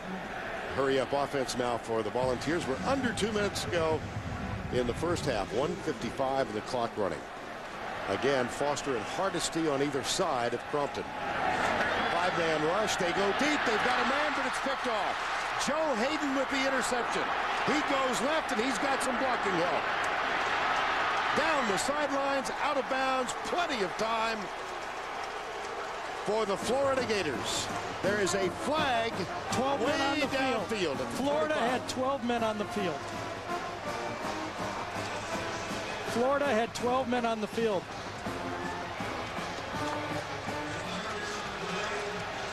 There's no doubt about it. First thing I do when I'm up here as a quarterback, I go over my protections. 4-3-4 is how I think, and it was 4-4-4. Tough Illegal defense. participation on the defense. 12 players at the snap. 15-yard penalty. First down. Last person I heard use that phrase was Moses Malone when they were going to the NBA championship. Well, listen, 2 big breaks for Tennessee, okay? There you go. You're see 12. 4 guys here, 4 linebackers, and then 4 defensive backs around the backside. 4-4-4. Now listen, a big break on a pass interference. I don't think that was the right call. Now a break on an interception. And by the way, a terribly thrown ball. That was wide open for a touchdown. Crompton should have put some air on it. So now 2 breaks. They might and must put points on the board. 1:29 to go before the break. Blitz. Crompton. Deep right side again, and this one's badly overthrown. Wrong side of the field, too. That is the problem. You talk to the people at Tennessee is Jonathan has not come along far enough in his reads. Right here, there's the free safety. He's going to read Crompton all over. Look at double team on this side. He runs out of it, goes the wrong way. Free safety in the middle. The extra defensive back was to that side. He needed to go to the wide side of the field. 2nd and 10. Crompton 8 of 11. An interception just negated and a badly thrown ball on the misread. 1:21 to go before. Blitz again. Crompton comes near side. Caught at the 10. Down to the 5. Josh Briscoe, number 81. You know, before the game, Josh Briscoe was the one Tennessee player that was just giving it to his teammates. The senior comes off very patient, nice square route, and he just puts the ball and takes the ball over Woody Pierre-Louis right there. Nice throw, nice execution. Time has been called with 1:13 to go. On the sideline, Urban Meyer. Josh Briscoe, one of the senior leaders on this team, and about 2 hours before kickoff, players huddled in the middle of the field, and in the center of all of them, Josh Briscoe. Yep, there he is right there, telling them all, listen, forget about everybody else. It's us out here. Play our game. I didn't hear it, but that's kind of what I would say. I'll go with you. Now, do you bring Arian Foster on the field, or do you go G-gun here? That's very interesting, the calls that's going to happen. It's Hardesty, isn't it? Yes. Yes. Montario Hardesty is the only back behind Jonathan Crompton. 1st and goal from the 5. Hardesty. That's the way to run it. Bangs down to the 2.5. Yeah, they can run the ball because they have time and a timeout. That's that downhill running that we used to watch Tennessee do for years and years and years with all those great tailbacks. Inside the 2. 52 seconds to go before the break. Arian Foster on the bench. Hardesty, the junior from New Bern, North Carolina, is in the backfield. 40 seconds to go. Hardesty, no. Got to use the timeout now, don't they? Well, if you use it, you can't run the ball. If they could hurry up and call the play. See, now you got a problem. Well, not going to use the timeout. They're going to have to take it. Yes. They got no choice. See, it would have been, you know, I don't know at what level this Tennessee offense is. It's a first-year coordinator. It would have been nice to have 2 calls there because now you're forced. You can't do it. So now you've got a throwing situation here, and it still saves you a chance for a field goal. Now 16 seconds remaining, and Tennessee out of timeouts. Well, I'm surprised they didn't throw on 2nd down to save that option so he could go either way. Now they go G-gun, don't they? No, Crompton's under center. I see it. Now he moves back. Yep. Foster is alongside. Now Foster in motion. 2 receivers right side. Crompton across the middle. Tipped, incomplete. 4th down. Intended for Stocker. And Ahmad Black was defending. That was such a nice play by Ahmad Black. He did not have the size. He's on the left side, I think, right there. And he comes up and jumps into the play, and it looks like Tennessee will go for it, huh? Well, Philip Fulmer channeling his inner Mike Shanahan. Yeah, 20 points. I mean, Yep. 2 field goals. Foster is the running back. The Volunteers go for the touchdown with 12 seconds to go in the half. Play fake. Crompton under pressure. Puts it back in the end zone. It's intercepted. And they're going to run it out. Absolutely. Absolutely smart. Doesn't hurt you at all. There's 2 seconds left in the half. You might as well try to score. Smart play. Janoris Jenkins, the freshman, with the interception. I think, and it's easy up here, he had a guy in his face. I think someone got to the back of the end zone that he could have laid it up. That's the only thing I saw. They're trying to slide the fullback out. Yes, they could have thrown it up to the back of the end zone, but nothing really there. Throwing on 3rd and 4th down, they get nothing. Earlier in this quarter, the Volunteers had the ball for 14 plays, 8 minutes, a fumble at the 3 recovered by Florida.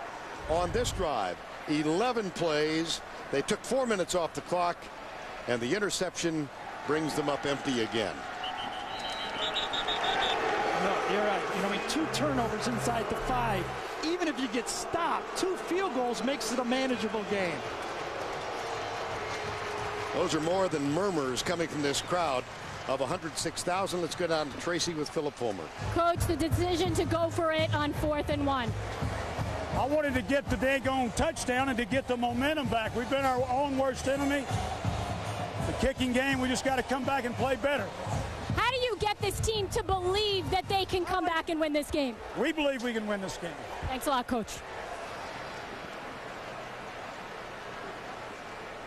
Well, Philip Fulmer on the opposite side of the emotional scale, Tim Tebow. That's the end of the first half with the score 20-0 Florida. Now let's go back to Tim Brando in our New York studios.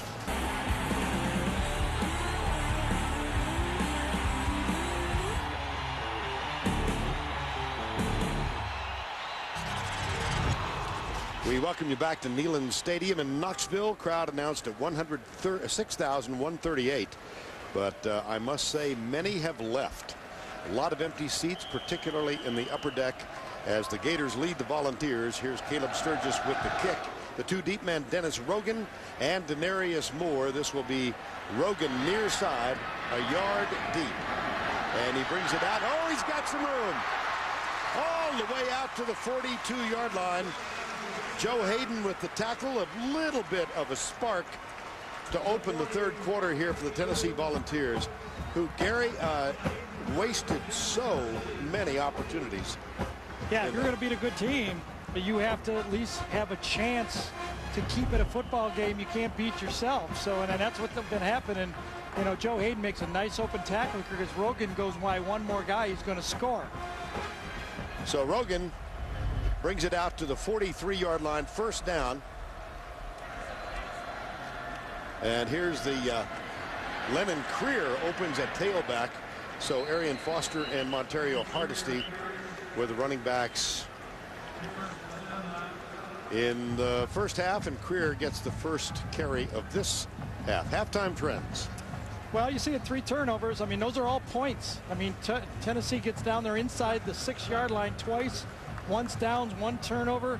Brandon James, of course, had the punt return and the kickoff return with a lot of hidden yardage for Florida that doesn't show up. Tebow has been under control, but remember, Vern, they've only run 23 plays in this game. Brandon Warren, the tight end, is on the field. Here's Crompton back to play. Oh, it's almost picked off again. And Brandon Warren was the intended receiver. I was talking to Bob Kesling, who's the play-by-play man for Tennessee.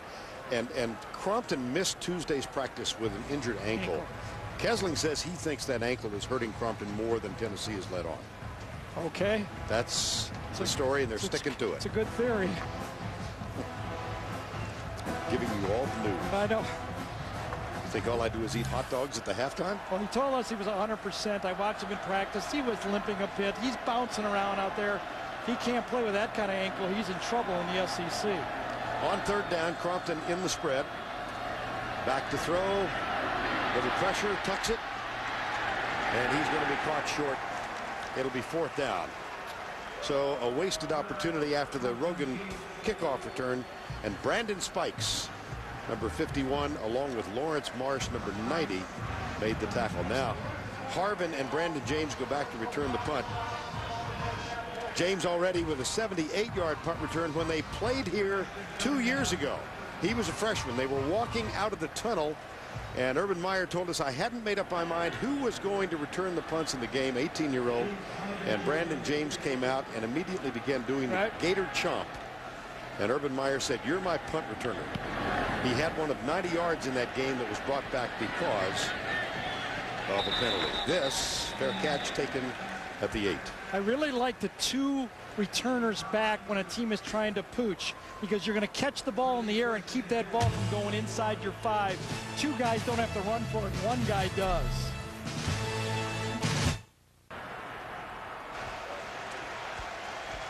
Florida first possession, third quarter, inside the 10.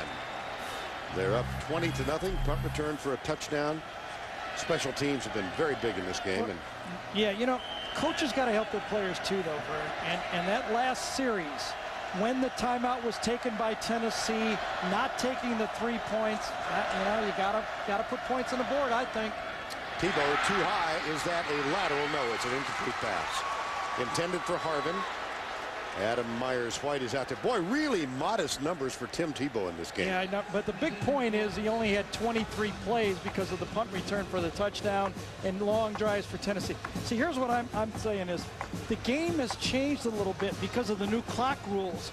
You're only going to get the ball 4, maybe 5 times a half. So you got to put points on the board when you have the ball. You just don't have that many opportunities. David Nelson's on the field. He goes out wide right, number 83. Riley Cooper is out there as well. Second down and 10. Harvin in motion.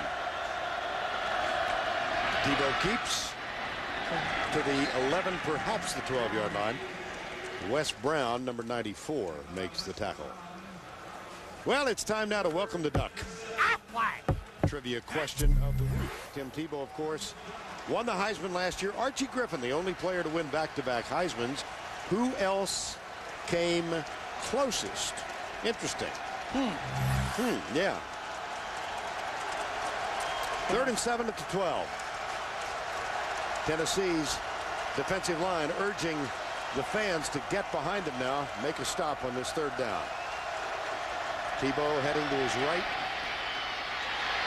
Got him. Eric Berry, wasn't it? Eric Berry's the best tackler. Wow. 3 and out for Florida. And a little sign of life from the Tennessee defense. This was supposed to be a shuffle pass inside. It was taken away by Tennessee. The ball was supposed to go inside on the shuffle pass.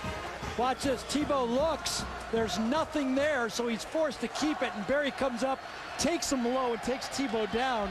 And I thought Tebow was a little ginger coming off the field there, to tell you the truth. Here's Chaz Henry, second in Division I football punting. Wow, and he booms this one. Gerald Jones at the 32. Gerald Jones down, and so is a flag. Chaz Henry with an average of 48 yards per punt. That one 57. It becomes his 7th punt of this young season in excess of 50 yards. And 15 more yards also on tacked onto it.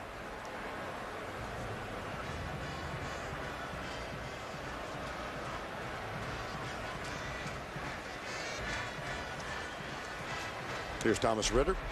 During the return, illegal block in the back. Number 7 on the receiving team. 10-yard penalty. First down. Each team with 1 possession here in the 3rd quarter. But the big defensive play early on in the 3rd was Eric Berry's tackle of Tim Tebow. We'll be right back. A nice view of downtown Knoxville here on a beautiful fall afternoon, and time permitting, the TIAA Craft College Football Today Show. Tim and Spencer back in New York. Vern Lundquist, Gary Danielson, Tracy Wolfson with you. The SEC on CBS. 1st down and 10. Tennessee, 2nd possession, 2nd half. Arian Foster is the running back.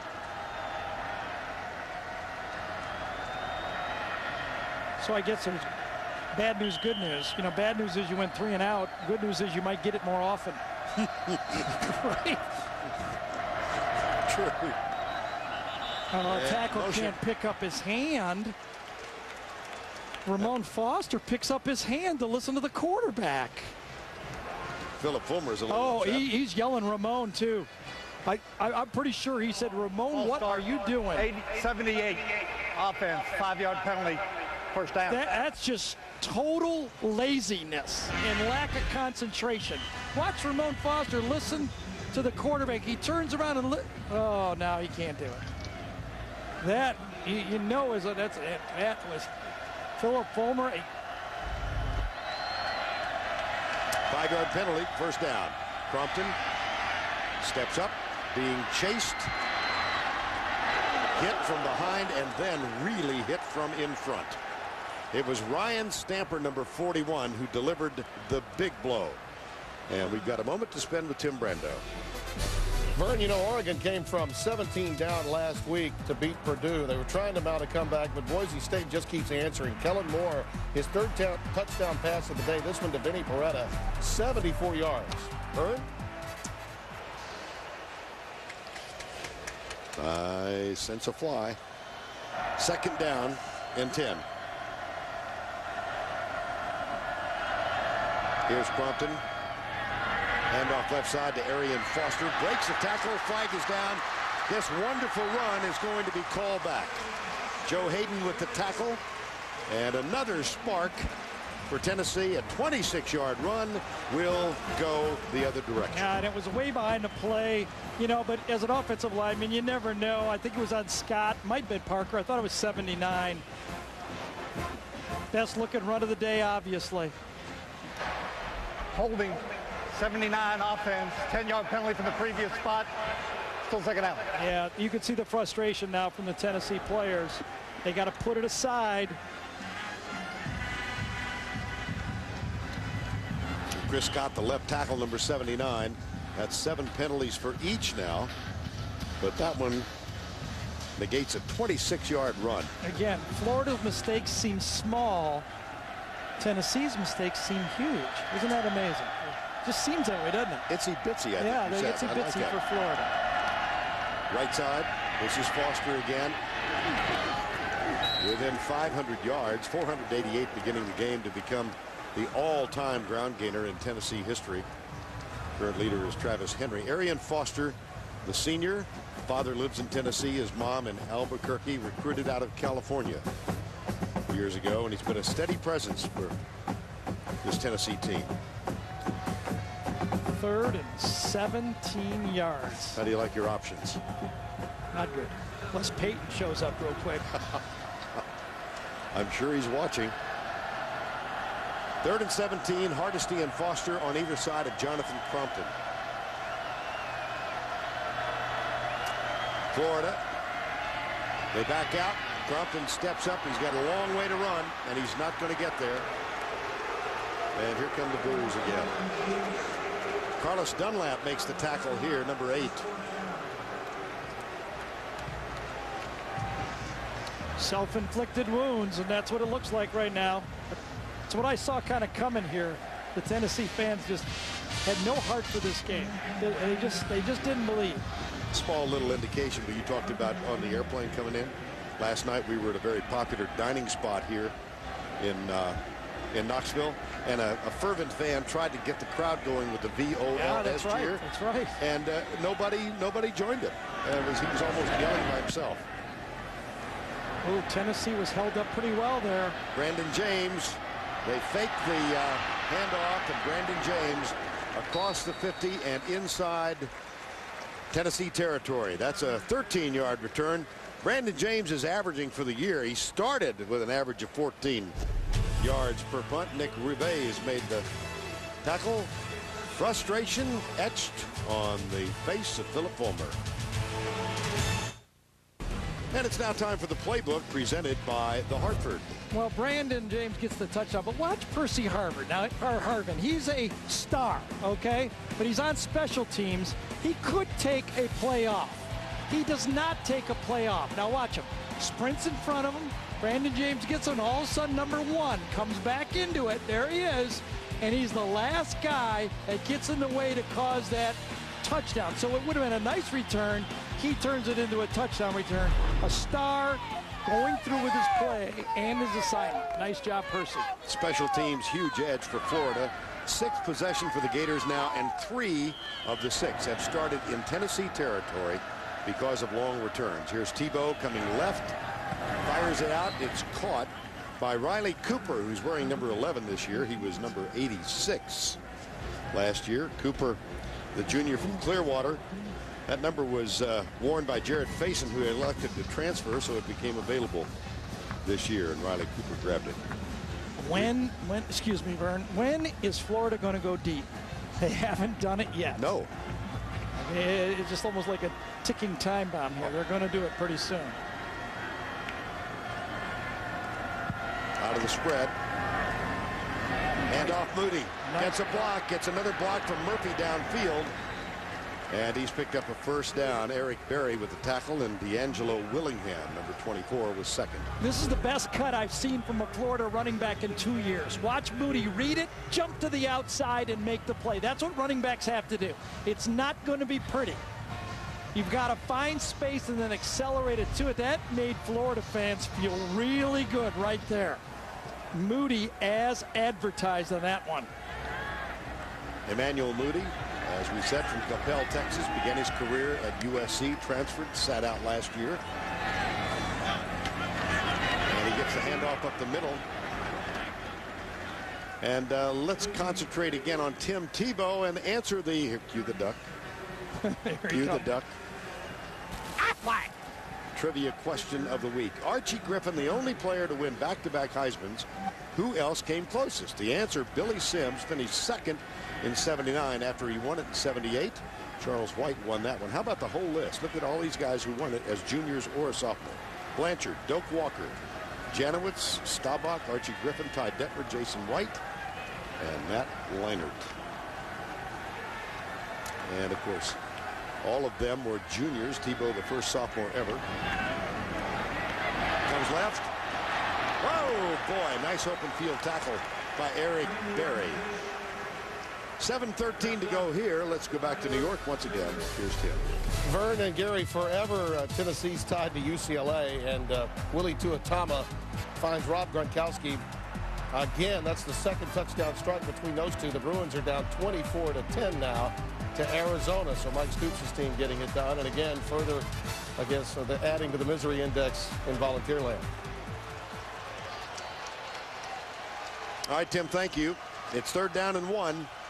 Tebow keeps it, cuts, first down at the 20-yard line. That'll be a first down and 10. For more on Tim, away from the field, let's go down to Tracy Wilson. That's right. We'll talk about Tim Tebow outside the huddle, his future profession, a doctor. Nobody did perform circumcisions this summer while on a mission trip in the Philippines. His favorite movie, Braveheart, appropriate for him. A health nut, his guilty pleasure, ice cream. His favorite artist, his buddy Kenny Chesney, who's actually a Tennessee fan. They have a bet on this game, and let's just say if Tennessee wins, Tebow has to sing Rocky Top. I don't want to hear that, Trace. I do not want to hear it. First down and 10. Tebow hands it off to Harbin up the middle, and Harbin hit up high and knocked down. Just one other note about the Tebow family is parents Bob and Pam are here from the Jacksonville area. 2 brothers and a sister are here. He's got a sister, Christy, and her husband, Billy, who are missionaries in Bangladesh. And there's the Tebow family with the sun hat. And because of modern technology, of which you're very aware. Yeah, I talked about that. They might be watching the game on Slingbox. Yeah, huh? They're watching it in Bangladesh. It's amazing. Very early in the morning, isn't it, though? Yeah, and look at this, what this spread is doing. With Tebow, there's not a lot of guys like him controlling the clock with the running game. 3 down with their hands on the ground. Here's Tebow. It'll be 3rd down at the 15-yard line. See, and Urban Meyer knows, not with the shorter game clock now, only 4 possessions each for a team. A field goal right here kind of puts this game away. And if you kind of look down the schedule for Florida, this is the one game talent-wise, it might be the biggest challenge for them on the road. Of course, you can lose any game on the road. You know, Ole Miss is good. There's a lot of good teams, obviously. But this is the game when you look at their schedule, you go, well, you know, if they get by Tennessee, everybody else at home. So much has been made of Georgia's schedule, and their preseason ranking is #1. And I think you'd agree that Florida has the much easier road to the SEC championship. That ball thrown to the end zone. Touchdown! Percy Harvin. 15 yards. You know, there's so much difference in Tebow this year than last year. He knew it was a blitz, and he just kept backing up and buying time. Even though they had a free rusher, he knew it. Man across. Everybody was across. He knew it was man-to-man. He just backed up, bought time, and threw a touchdown pass. That's dangerous. He's learning. Oh, you made me snort. Here's Jonathan Phillips. Remember in those horror movies that the monster always starts out, they're scary, but they're not smart. And then they start to learn, okay? They start to learn, they can become worse. He's starting to learn. He reads it. Man, man, man. He knows it. 3 guys on 3 guys. He says, all I got to do is back off here. Man to man, why don't I throw to Harvin? Be hard to cover Harvin, wouldn't it? Uh-oh. He's learning. You know, Don LaFontaine, who was the voice of all those movie trailers, just passed away about a month ago. I think you've got another career. No. Yep. It's coming. Back at Neyland Stadium, and you'll see many of the fans now out of the exits heading for either their cars or the Volunteer Navy down on the Tennessee What do you River. notice there? I don't see anybody in blue. No, you're right, because the blue's still there. They're celebrating. They've got like 3 or 4 sections here, and they just pop out of the picture, and they're all there. You know, a couple of notes. We began the day talking about this great Tennessee record in Neyland, except for this decade. Now, they were undefeated at home last year, but twice this decade, they've lost 3 at home. Once was when they went 5-6, worst record in Philip Fulmer's 17-year tenure here. Here's Rogan again, another nice kick return, out to the 36-yard line. TV's #1 comedy returns with a shocking twist you've got to see to believe. 2.5 Men, the season premiere Monday on CBS.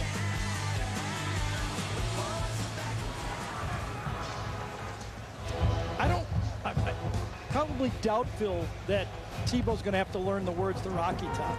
Do you think that? No. Pretty safe? I think he's very safe. Unless we see a comeback of Herculean proportions. 27-0 right now. No indication that the Volunteers have the wherewithal to get back in this thing. Here's Lucas Taylor, right side, the catch from Crompton. Other thing about Urban Meyer and his career, they had an open date last week. They opened with Hawaii, convincing win. They opened with the win against Miami. In his career as a head coach, when he's had an open date, whether it's regular season or bowl games, he comes into this one with a 24-3 career record.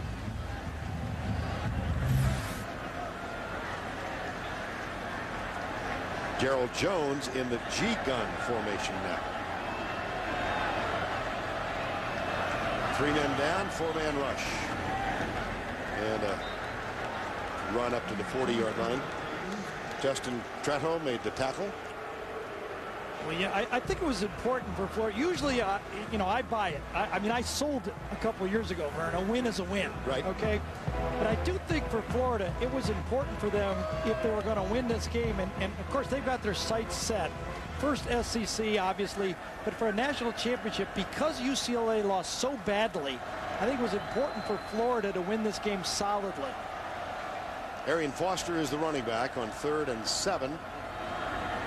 And that pass is going to be incomplete. Is there a flag? Yes, it comes late. Thrown way downfield, about 20 yards away. And Janoris Jenkins, I think, is going to be called for the interference. Jenkins, the freshman, had the interception in the first half. Yes. Well, there was 2 officials right there. One, I'm not sure if he was supposed to watch that play, to tell you the truth. Pass interference, number 29, defense. Ball will be placed at the spot of the foul. First down. There was one guy running right, looking right at it. Here's the official right there looking right at it. And then the one in the back judge actually calls the play. Probably a pretty good call. Had his hands on him. On first down, Crompton play fake. Goes deep. He's got Taylor open. And Lucas Taylor makes the catch at the 32-yard line. Major Wright and Jacques Rickerson got there.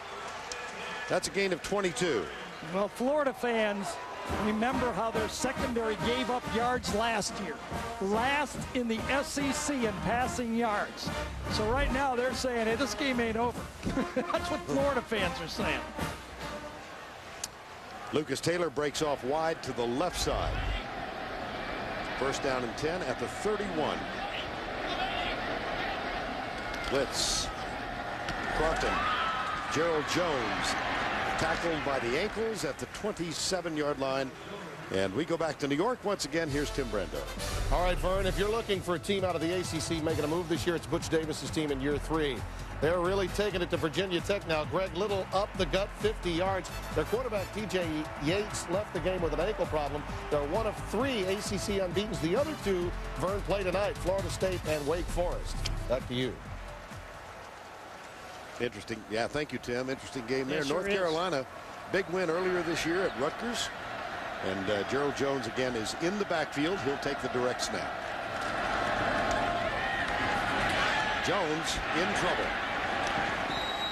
Ouch. Stays in bounds, so the clock keeps running. A.J. Jones and Dustin Doe are there to make the tackle. See, the G-Gun's okay as a changeup, but Florida's not buying that guy's going to throw the ball. Right. So now they're playing the run every time. They're playing the read option. You know, if you're going to run that spread, yes, you got to be able to have a running quarterback. I buy that, but you better be able to throw. You got not much else if you can't throw. Crompton's back in now on 3rd and 6. Latter stages, 3rd quarter.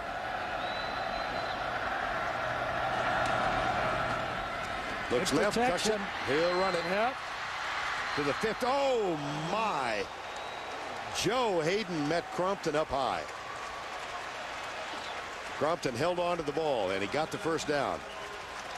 12-yard gain. Yeah. There might be a penalty on the end of this one, too. Boy, Jonathan, you got to learn to dodge that guy.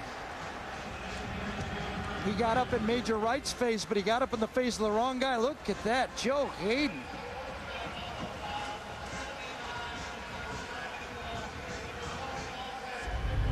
And offsetting penalties again. Offsetting penalties, yes. Well, Jonathan, I guess you got to light a spark. You know, I guess you got to try to do something, but it's kind of embarrassing when a corner knocks you down like that. Never happened? No, I slid. That's not embarrassing. No. First down and 10 at the 15 after the offsetting fouls. Play fake, Crompton. Incomplete, intended for Brandon Warren. Number 1. It'll be 2nd down and 10. Well, you know for sure that Tennessee is sick and tired of hearing about the quit from last year. Yes. So they're going to play this thing all the way to the end. And they're going to, you know, I used to say when we were behind like this, I had a number of speeches over the years because it happened a lot. But so just remember, we all got to watch this thing. Do you want a review? No, I just had a lot of them. You know, okay. A lot of different ones that I could go to. That we're all going to watch this together, and let's not let each other down when we watch this on Sunday or Monday. 2nd down from the 15. Crompton, handoff Arian Foster going left. Scott. Holding there. Yeah, it looked like it. I didn't call it, but it looked like it. No hanky on the ground. Nope. Janoris Jenkins, number 29, has been a very active defender today. Kind of strung out. Let's watch the left side. Number 78, Ramon Foster. Let's see if he grabs. Oh, yeah, big-time grab. I saw it from 150 yards away. Grabbed the shoulder. Foster should have been called. 3rd and 6. 27-0. Final 30 seconds. 3rd quarter. Arian Foster is the running back. 3 men wide, 2 to the right. Crompton. Inside the 5. Touchdown. Yep. Luke Stocker, number 88.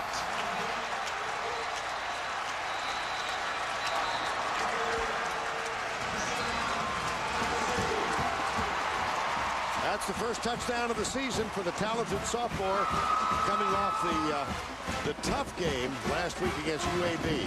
Well, good for Tennessee. That showed it. Now they got to build on that. Remember, they got beat bad by Florida last year, and they made it to the SEC championship. Runs through linebacker Spikes, run through Hayden. Now, was his knee down? Are they going to bring this back? It will be reviewed, obviously. I think so. Charlie Strong and Urban Meyer looking on. Here's Thomas Ritter. You know, the ball was absolutely thrown to the right guy. They were playing combo coverages in the back half. The guy who was single covered was the tight end. Doyle Jackson is the replay official, so he's going to take a close look at this one. Was the knee down? There's the knee. Yeah, but then the ball goes. It's going to be about on the 1 yard line. Maybe, yep, 1 yard line right there. Knees down, and then he plunges it forward.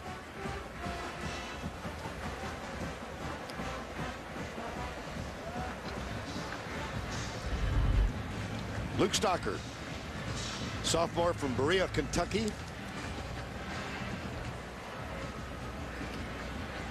And will it be called back, overturned?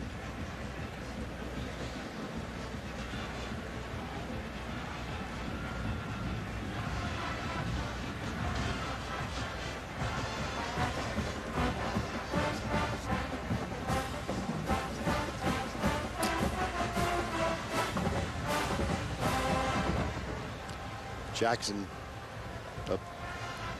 takes one more look at it, as will we. Pretty clear, don't you think, Gary? I think so. Yeah. Right about the 1.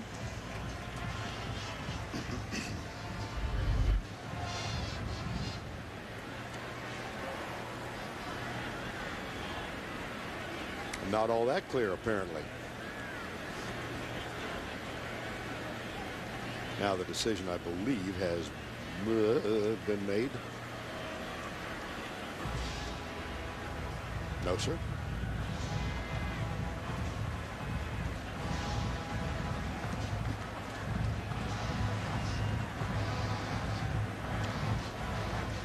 Well, the SEC officiating crew and the replay official Doyle Jackson upstairs, they use our replays, and we've given you absolutely our best look at it. Right. I know I'm supposed to talk here, but I really don't have anything to say. I gave my best analysis already. I'm just going to sit and wait now. Kind of on record that it's at the 1, right? Now Ritter's calling for another of the officials. This doesn't look good. Okay, we'll take another look. Right there, knees down, ball's not, what, 1, maybe 3/4 yard line? You know, I think if the replay official needed to see that, might want to. Time for the old eyeglasses, It huh? has been determined that the runner was down prior to the ball breaking the plane. It will be first down at the 3/4 yard line. First down. You don't need glasses. Well, I kind of do, but not, I wasn't to gonna read, bring that not up. from that far away, I'll tell you that. Well, whatever. Got it right. Yep. So it remains 27-0 with 13 seconds, and it is a first down. Yeah, the clock will run now. It will start, and they, you know, can they get this off before the quarter ends? Might not. 5 seconds to go.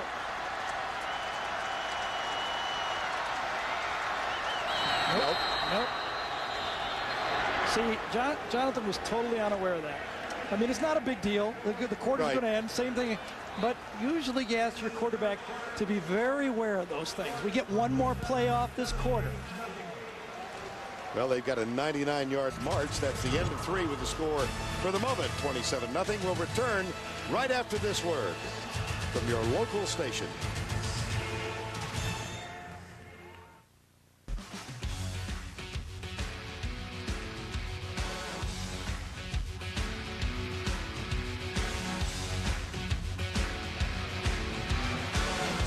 Welcome back to Neyland Stadium in Knoxville.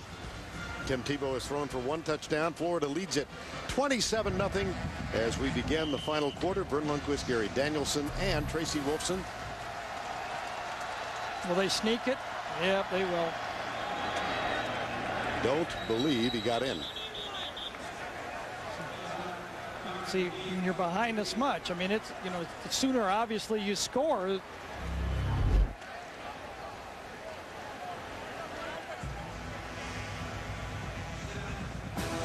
Second. I don't think he did he? No. So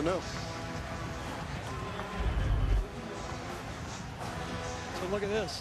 They're down to the side of it, by the way, where all the bad memories are down here, too. All right, they're going to push this one in, aren't they? It's going to be sneak formation again, at least. Nothing. Second effort. Second effort, he got it. Yep. So Tennessee's on the board. Crompton 1 yard, and it's 27-6. Yeah, they're probably going to go for 2, by the way. You got to play the 27-point game. You're not going to have that many possessions here. Good job by Crompton fighting in because initial surge did not put him in there. So Philip Fulmer says try for 2. Yeah, see, 8 times 3 is 24, and a field goal puts you to tie game. I mean, you got to play the numbers. Now, if you don't make it, I can make an argument the other way, obviously. That's why you're paid so high. Well,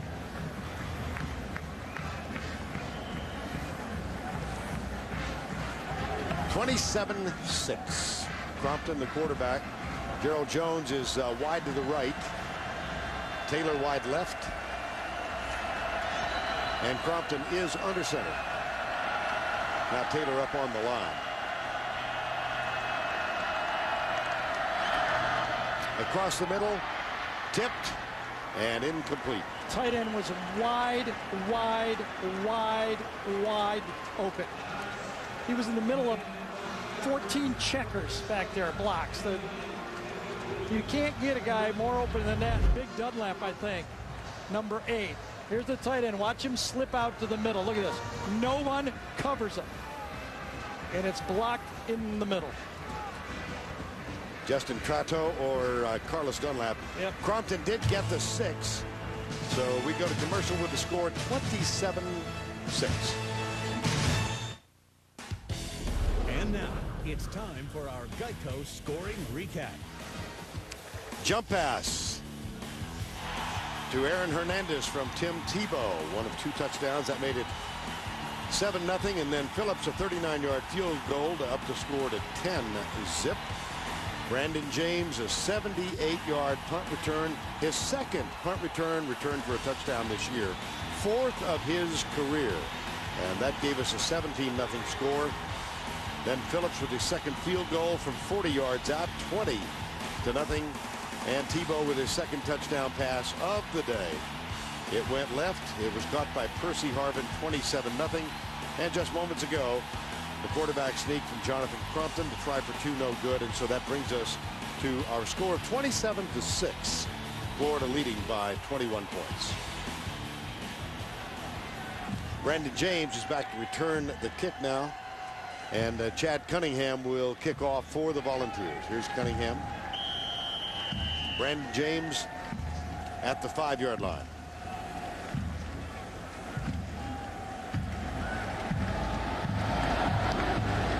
Very short. Pops it up. Squib kick is taken. And they come to the right. And so Florida gets it back. They don't have much offense in this game so far. Gary, 156 yards that they're up 27-6. Well, yeah, and they did it a lot of different ways, but they have enough offense. They believe, you know, it's one of those games as a play caller, you think you got enough, you want to avoid a turnover. You don't want to help the other team. Let's make some first downs. Let's play the clock. I think that's what Florida's thinking right now. Well, they're up 27-6 with good field position as they open another drive. And Tebow, again, with modest numbers, but he pulls it out of the hat with the jump pass and the fine pass. Yeah, and Moody's established himself a little bit too, don't you think? Yes, and here he goes again. Urban Meyer telling us earlier this week that they had a great session with the running backs in the offensive line on Tuesday. He said one of the things he'd noticed about Moody is he got a little lackadaisical in his study when he had to answer only to the offensive the other running backs. Right. But when he got the peer pressure from having the line in there, it became a little bit of a different story. Now he limps off. Second down. Harvin is on the field. Hernandez sets up to the left side. Harvin across the 50 to the 49-yard line.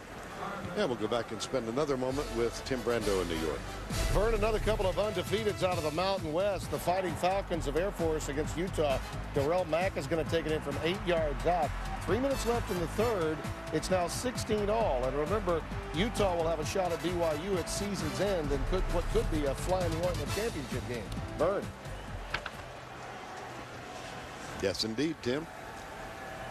First down and 10 here at the 49. And Moody back on the field. Nice run. Cuts to his right. And fights for an additional yard. Well, the Florida Gators top 10 team. 5 teams ranked in the AP top 10 for the first time in conference history. And here's the list.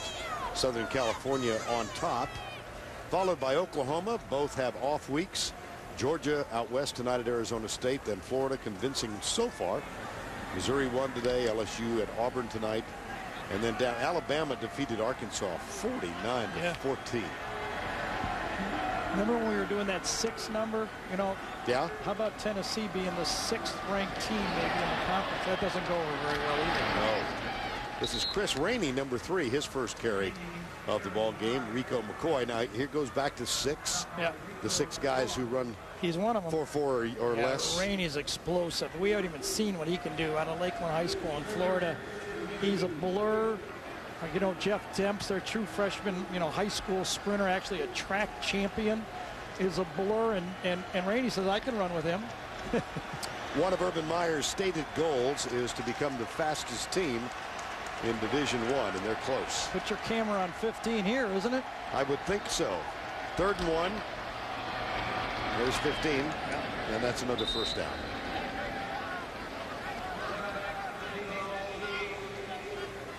The Meyer mantra.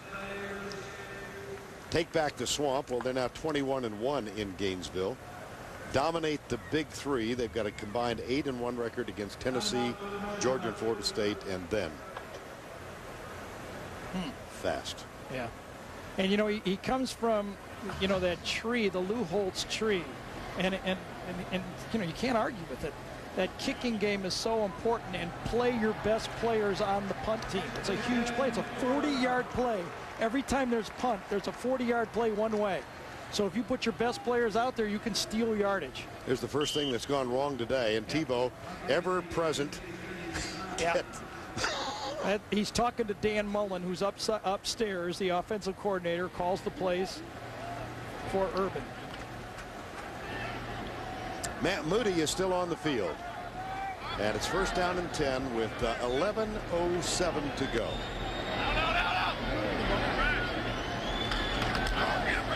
Tebow pulls it back. Goes deep in the end zone. There's a bump and a flag. That's pretty easy to tell. And for Riley Cooper, the touchdown maker down there. D'Angelo Willingham was halfway up his back. Stepped all over his feet, crawled up his back, and you can't really blame him. Would have been a touchdown if he didn't. That's what happens when you run the ball inside. All of a sudden, turn one of those fast guys Pass loose. interference, number 24, defense, 15 yards from the previous spot, automatic first down. Right side, right in the middle of the screen right there. They got to bump each other 3 or 4 times. End of the play, he knocks it down, but he had his hands all over him. And so first down at the 24-yard line. And Florida eats clock.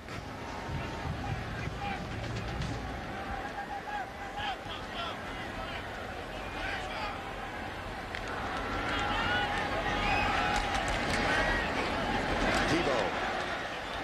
Moody. You just can't have better news than Moody emerging for Florida. Now let's go back to the studio for this Liberty Mutual update. Once again, here's Tim. All right, Vern, hokey high. The boys from BPI have scored a couple of quick touchdowns. This time it's Kenny Lewis scoring from 11 yards out. The game is tied at 17. North Carolina has Mike Paulus, brother of Greg, in at quarterback for the injured TJ Yates. Back to you. All right, thank you, Tim. You know, we talked about Tennessee's offensive line having experienced all 5 starters return for Florida, including Troutwine, who did not start last year, but he was a starter in 06. Troutwine missed last year with an injury. Here's the pass. Unnecessary. Incomplete. Yeah. And a little jawing going on here at the 17-yard line. That's one of the Pouncey twins, Mike Pouncey, number 55. I think that DeMonte Bolden was blocked by 2 players to the outside, and they went through the whistle, and Bolden was a little upset. I think that's a pretty good play by Robert Ayers on Tebow, but I just don't know why. No need to force that ball. Florida has not turned over the ball this season. Right now, field goal is huge. Time off the clock is huge. They don't need to stick it in. And official on the near side stops the clock. Yeah, the timeout by Florida. Yep. 10:18 remaining. Well, it's not a perfect afternoon.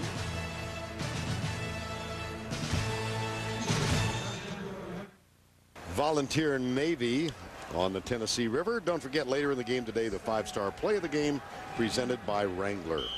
Tennessee, one of only 2 stadiums in the country where fans arrive by boat. The other? Washington. Husky Stadium. Yep. In Seattle. Here's Rainey. Bounces. Tries to get to the outside. Chris Rainey with the tackle. Dennis Rogan, number 41.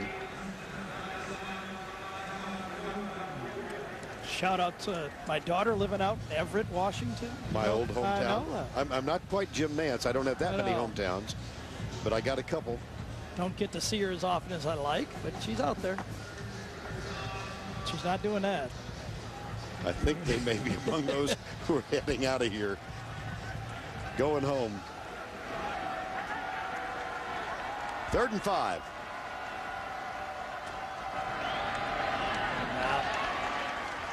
Harvin was the intended receiver, and it's incomplete. It'll be 4th down. And I expect we'll see Phillips. Rico McCoy was defending.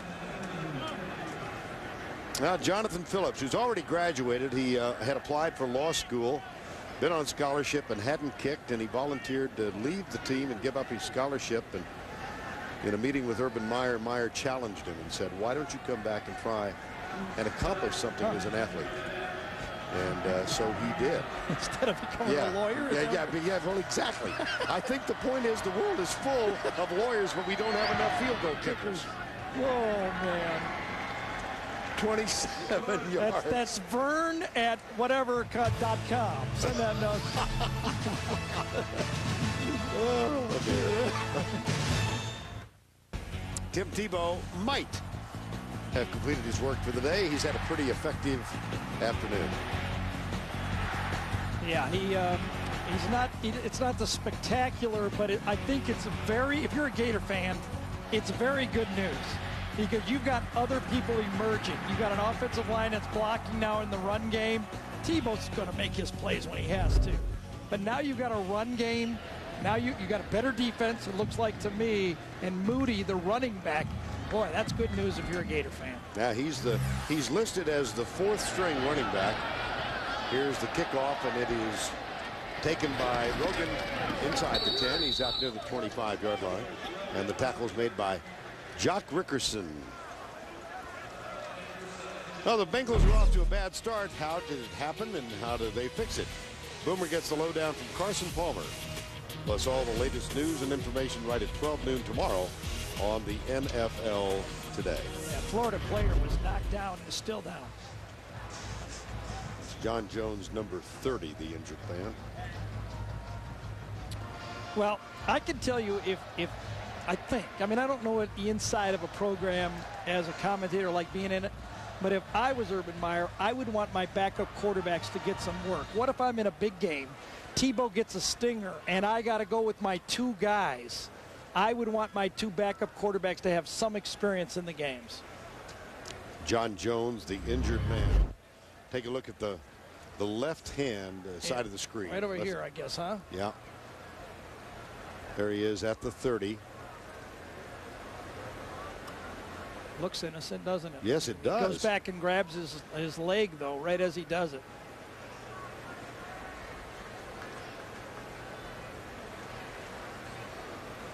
Ground level view of the injury. This is John Jones, number 30.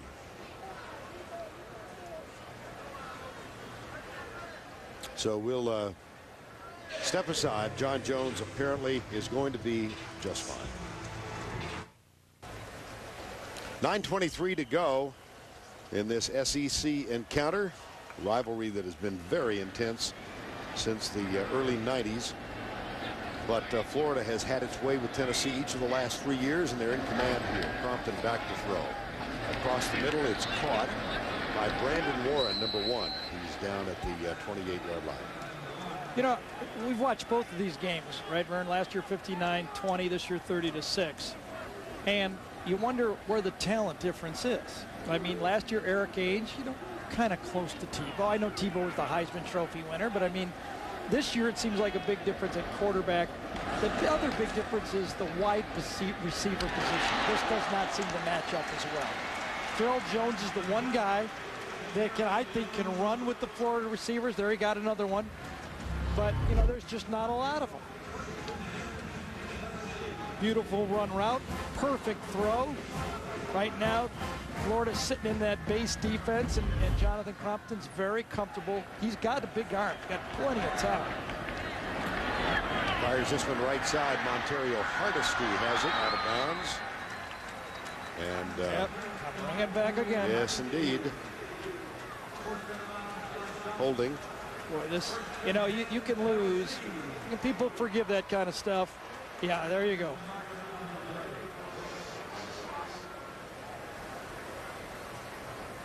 But when you self-destruct in the UCLA game and now this Florida game.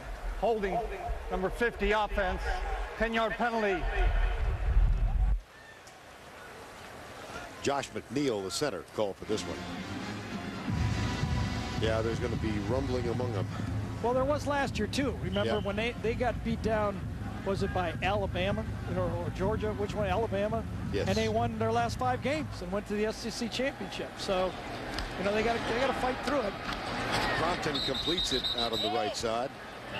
Well, Tennessee's schedule, we'll see them again next week down in Auburn. They opened at UCLA. They were in control of that game until the last 10 minutes and wound up losing in overtime. One at home against UAB. They're trailing in this one. They've got Northern Illinois here, then at Georgia. A big game with Mississippi State and Alabama. Second down at 17. Crompton back. Hit. Fires it nice as play. it's going down. Yeah, yes. nice play. That's Arian Foster who made the grab. And that's a gain of 15. And Major Wright, number 21, made the tackle. Joe Hayden lost a shoe.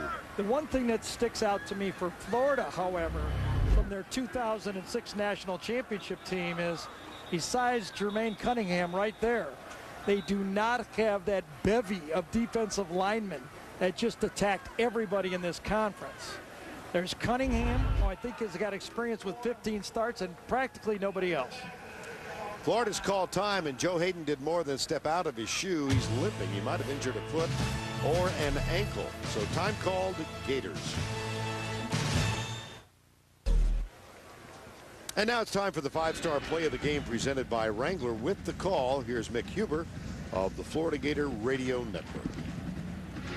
James running up, making the catch, and James to the 25. James breaks a tackle at the 27, gets to the 30. James to the 35. James to the 40. James to the 50. And there goes James at the 30. There goes James. James will go all the way for another punt return touchdown against Tennessee. He's done it again. Oh, my. Brandon James has taken another one to the checkerboard. Mick Huber with the call. Brandon James with his 4th punt return for a touchdown. A brilliant outing. He's off to a great start this season. Yeah, he, you know what? When to have a punt returner, you know, you'd love explosive, but you have to have dependable. When you get dependable and explosive, you've got a great punt return. Two running backs on either side of Crumpton now on 3rd down and 2. Crumpton back.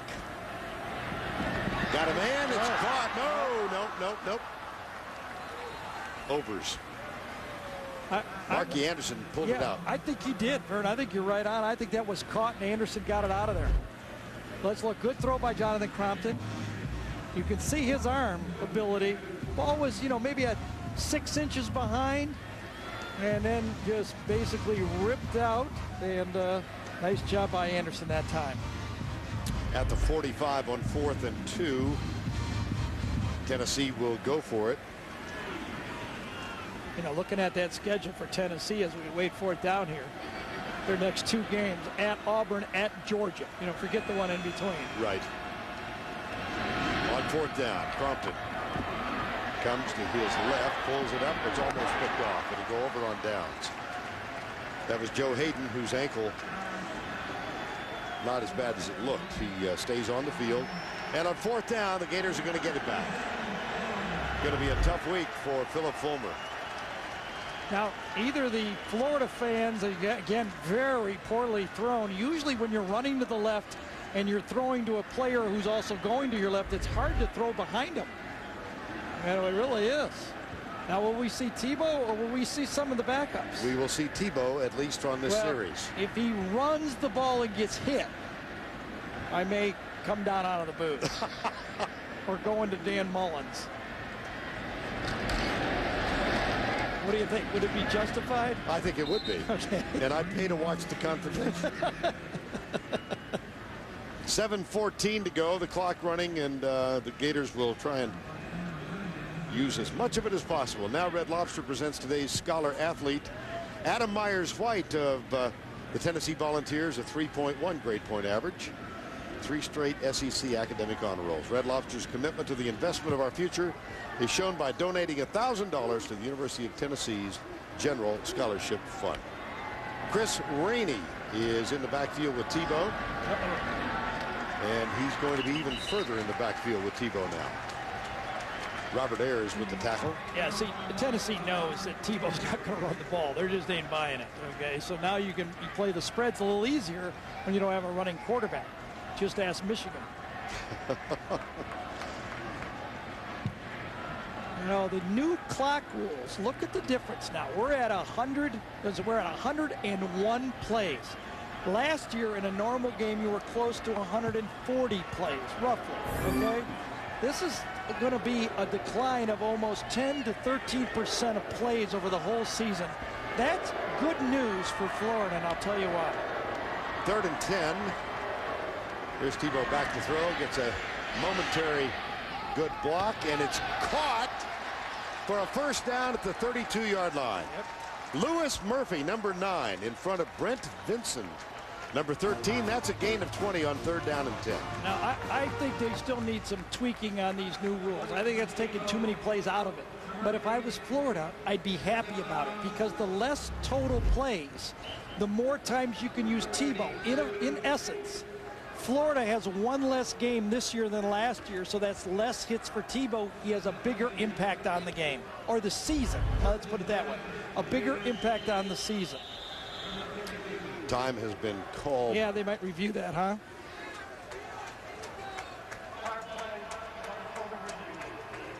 It will be reviewed. Yep. And that stops the clock with 5:40 to go. Murphy. Ooh, very close. Yeah, it is very close. Yep. Here again, is there enough to overturn the initial ruling? Might be. No? I don't think so. You don't think so? Okay. Well, there's a little black mark on the white there, if you notice that. I don't know if it happened afterwards. You know, here's an interpretation. Is it overwhelming or what? After review, the ruling on the field is confirmed. It was a good catch, first down. That was expeditious. I think that's where you got to do it. If it's not obvious, go with what's on the field. Right. Comes down. Very close. But there's a guy standing there. We're paying, what, Rocky? What'd you make? $20,000 a weekend to do this? He's saying lower. Okay. Oh, gosh. SEC official Rocky Good is with us. Yeah, but Rocky with the new money. I think if you get the percentage of the gross, you know. That one is tipped. Intended for Denarius Moore, and Eric Berry got in front of it. You wonder Deontay Thompson, I beg your pardon. Excuse me. You wonder if now Urban is trying to give Tebow his plays for his Heisman stats. You know what I mean? Tebow's streak now 144 straight attempts without an interception. This always makes me queasy. I talked to Urban about this just last week about the Miami deal when he had Tebow in there late at the end of the game, and Urban said, listen, I did not think my #1 unit played well, and I wanted to give them more snaps. I thought his field goal kicker was particularly rusty in that Right. game. Yeah. Oh, nice. Inside the 15 and down to the 11-yard line goes Chris Rainey, and Rico McCoy made the tackle. That's a gain of 19. Now look at this. This is a guy that can't even get on the field for Florida, and he'd be a top 3 receiver for Tennessee. So there's a difference in the talent in this game. You know what I read? Did you read that Tennessee has the #1 recruiting budget in college football? I did see that, yes. Isn't that amazing? Yeah. Well, and of course, Fulmer has made the point over the years that they have to recruit nationally. Here's the handoff to the 10 inside the 9. That, you know, so many players in Florida. Yes. And he's got to go well outside Absolutely. this area. Yeah, I wasn't trying to be critical. I think what is true, Philip Fulmer has to recruit much larger territory. It's expensive. $2 million. Well, the new contracts with CBS will help each school, I think. I know. And by the way, Mike Slive, the commissioner, was here today, headed back to Birmingham. Well, you know the Tennessee players, they're not going to quit here. If I was one of them, I would be hitting someone as hard as I could. You know, the charges from Brandon Spikes that they quit last year. That is their third really reverberated This will be throughout this Tennessee football team. Time called.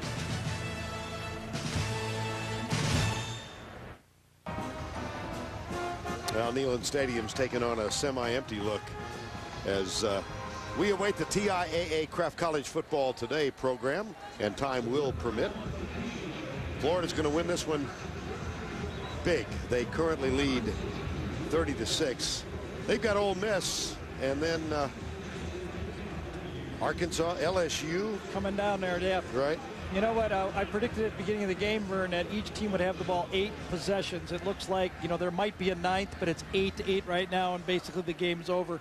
That's down considerably from last year when each team had 11 or 12 possessions. Second down. Rainey tries to bounce it outside. Nice pursuit. And he's tackled by Demetrius Morley, number 7. Let's take a look at this Gators schedule now. Carl Moore gets into a little conversation. They beat Hawaii. They won against Miami. Ole Miss on the 27th, then at Arkansas. LSU at home, Kentucky, Georgia. At Vandy, South Carolina at home. Well, here's what I look at. Yep. This is the year, and I've only been here, this is my 3rd year, and I've kind of figured this thing out. Taking me 3. This is the year that Florida would play at Georgia.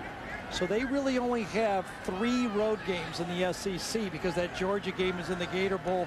And then you look who they play, Arkansas and Ole Miss. That's pretty, you know, you don't get much better than that in this league. There's Tebow still on the field and hit as he goes out of bounds. Just don't agree with this, I have to say. I don't care about the running up the score thing. Doesn't matter to me. But I just don't understand my quarterback getting hit in a game that's over.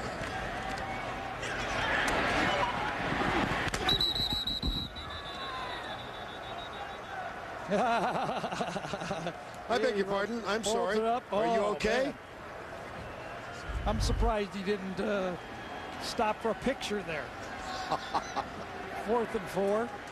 This is a tough one. You know, whether you kick a field goal or whether you go for it, you could be accused of running it up either way. Absolutely. But with 15 in the game,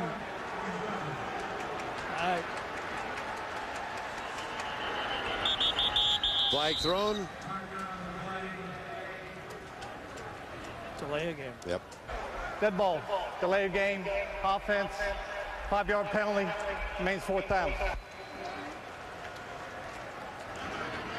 Fair to say that Urban Meyer and Philip Fulmer are not the closest of friends in this league. Yeah, it looks like it. But, you know, the interesting part of that Spikes quote about him quitting, Philip Fulmer's response was, that comes from the coaches, usually not the players. That said volumes. 4th down and 9. Here's Tebow. That's Rainey. Goes right. Yeah, that was a good call. Yeah. That's the call I'd make right there.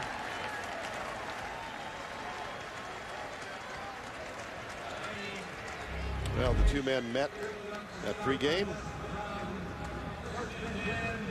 That passes for a fairly extensive conversation between the two. Well, you know, I mean, they don't have beach houses together anywhere, but, you know, that's pretty cordial. Yeah. Absolutely. Well, Urban Meyer has a quarterback, and now he's building more weapons around him. He's no way, anyway, Tim Tebow gets the stats he had last year. Not even going to be close. But the offense might be more dominant than last year. Crompton hands it off to Arian Foster. And let's go down to Tracy Wolfson for more on the coach of Florida. Guys, Urban Meyer says every game, if they execute his plan to win, they will come away with the victory. Well, let's take a look. Play great defense, check. No turnovers, check. Red zone success, check. Great kicking game. I'd say they executed pretty well today. Yep. Yeah, that's 4 checks. And that's so true. When you've got a good players and you do the basics, then you win. Crompton back again. That one caught by Hardesty, and he's out to the 17-yard line. Appears he will be short of the first down, and it will be. Well, the whistle blew when the ball came out. Yep. Troy Epps made the hit.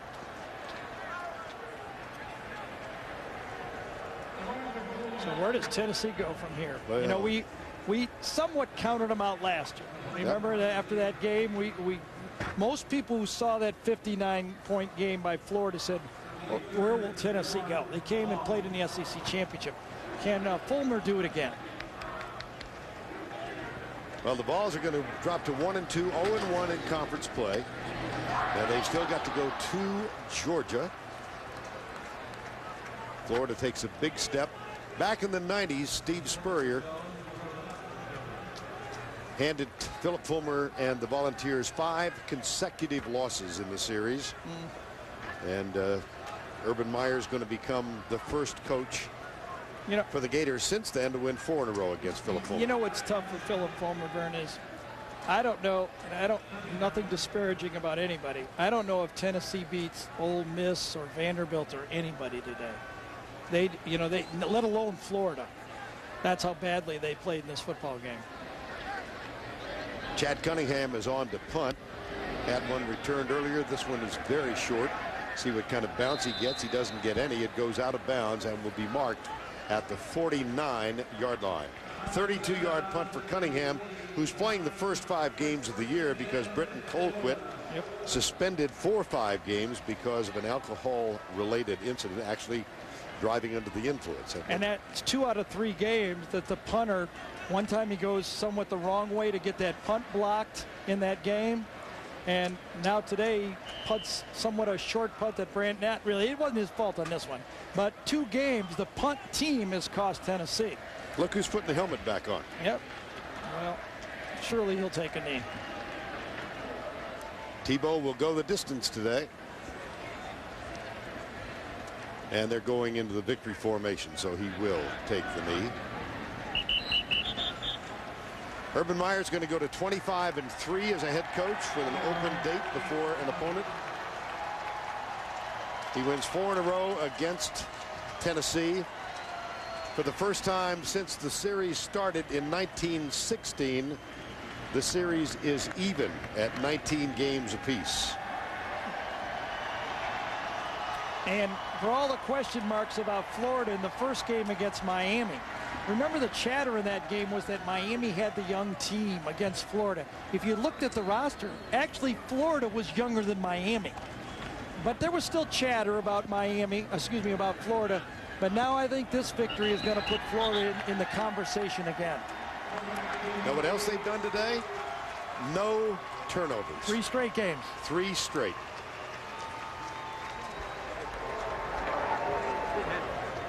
A little perfunctory handshake at midfield. That was a Bill Belichick shake. There's no doubt about that. It was indeed. Tebow leads his team to victory. Brandon James had a great day on special teams with a punt return and a couple of fine kickoff returns. And Brandon James is the DirecTV player of the game. 92 punt return yards, 1 for a touchdown, 52 on kick returns. His 4th punt return for a touchdown, 2nd against Tennessee, and he's with Tracy Wolfson. That's right. Special teams huge today. Brandon James, punt return for a touchdown to really get it all started. Tell us how he got it done. We just came out and we've been working on it all week. We had a great scheme set up. And, my guys did a great job blocking. I just caught the ball, made a couple guys miss, and took it in. You got to talk about the 2 returns, though. It was a good job blocking. All week we work on those kind of things, and the guys out there, they put so much pressure on me, so I just try to live up to the expectations and make a big play. What does a solid win like this mean for the team on the road against Tennessee, a rival? I feel like it shows our growth a little bit. Last year we were kind of young, but I feel like this win kind of gives a little bit of momentum and shows our growth, and we're just taking a stride. Where can this team go from here? We got to take it day by day, practice by practice, and only get better. You are definitely Coach Meyer's player. Thanks a lot. Thank you. All right, Tracy, thank you. 30-6. And another look at the punt return, 78 yards. As Gary noted during one of the replays, one of his sidekicks en route to the touchdown was Percy Harvin. Florida wins it big. They controlled from the very beginning of this ball game. And so from Neyland Stadium, for Tracy Wolfson and Gary Danielson, I'm Vern Lundquist. Tim Brando is going to be along with the TIAA CREF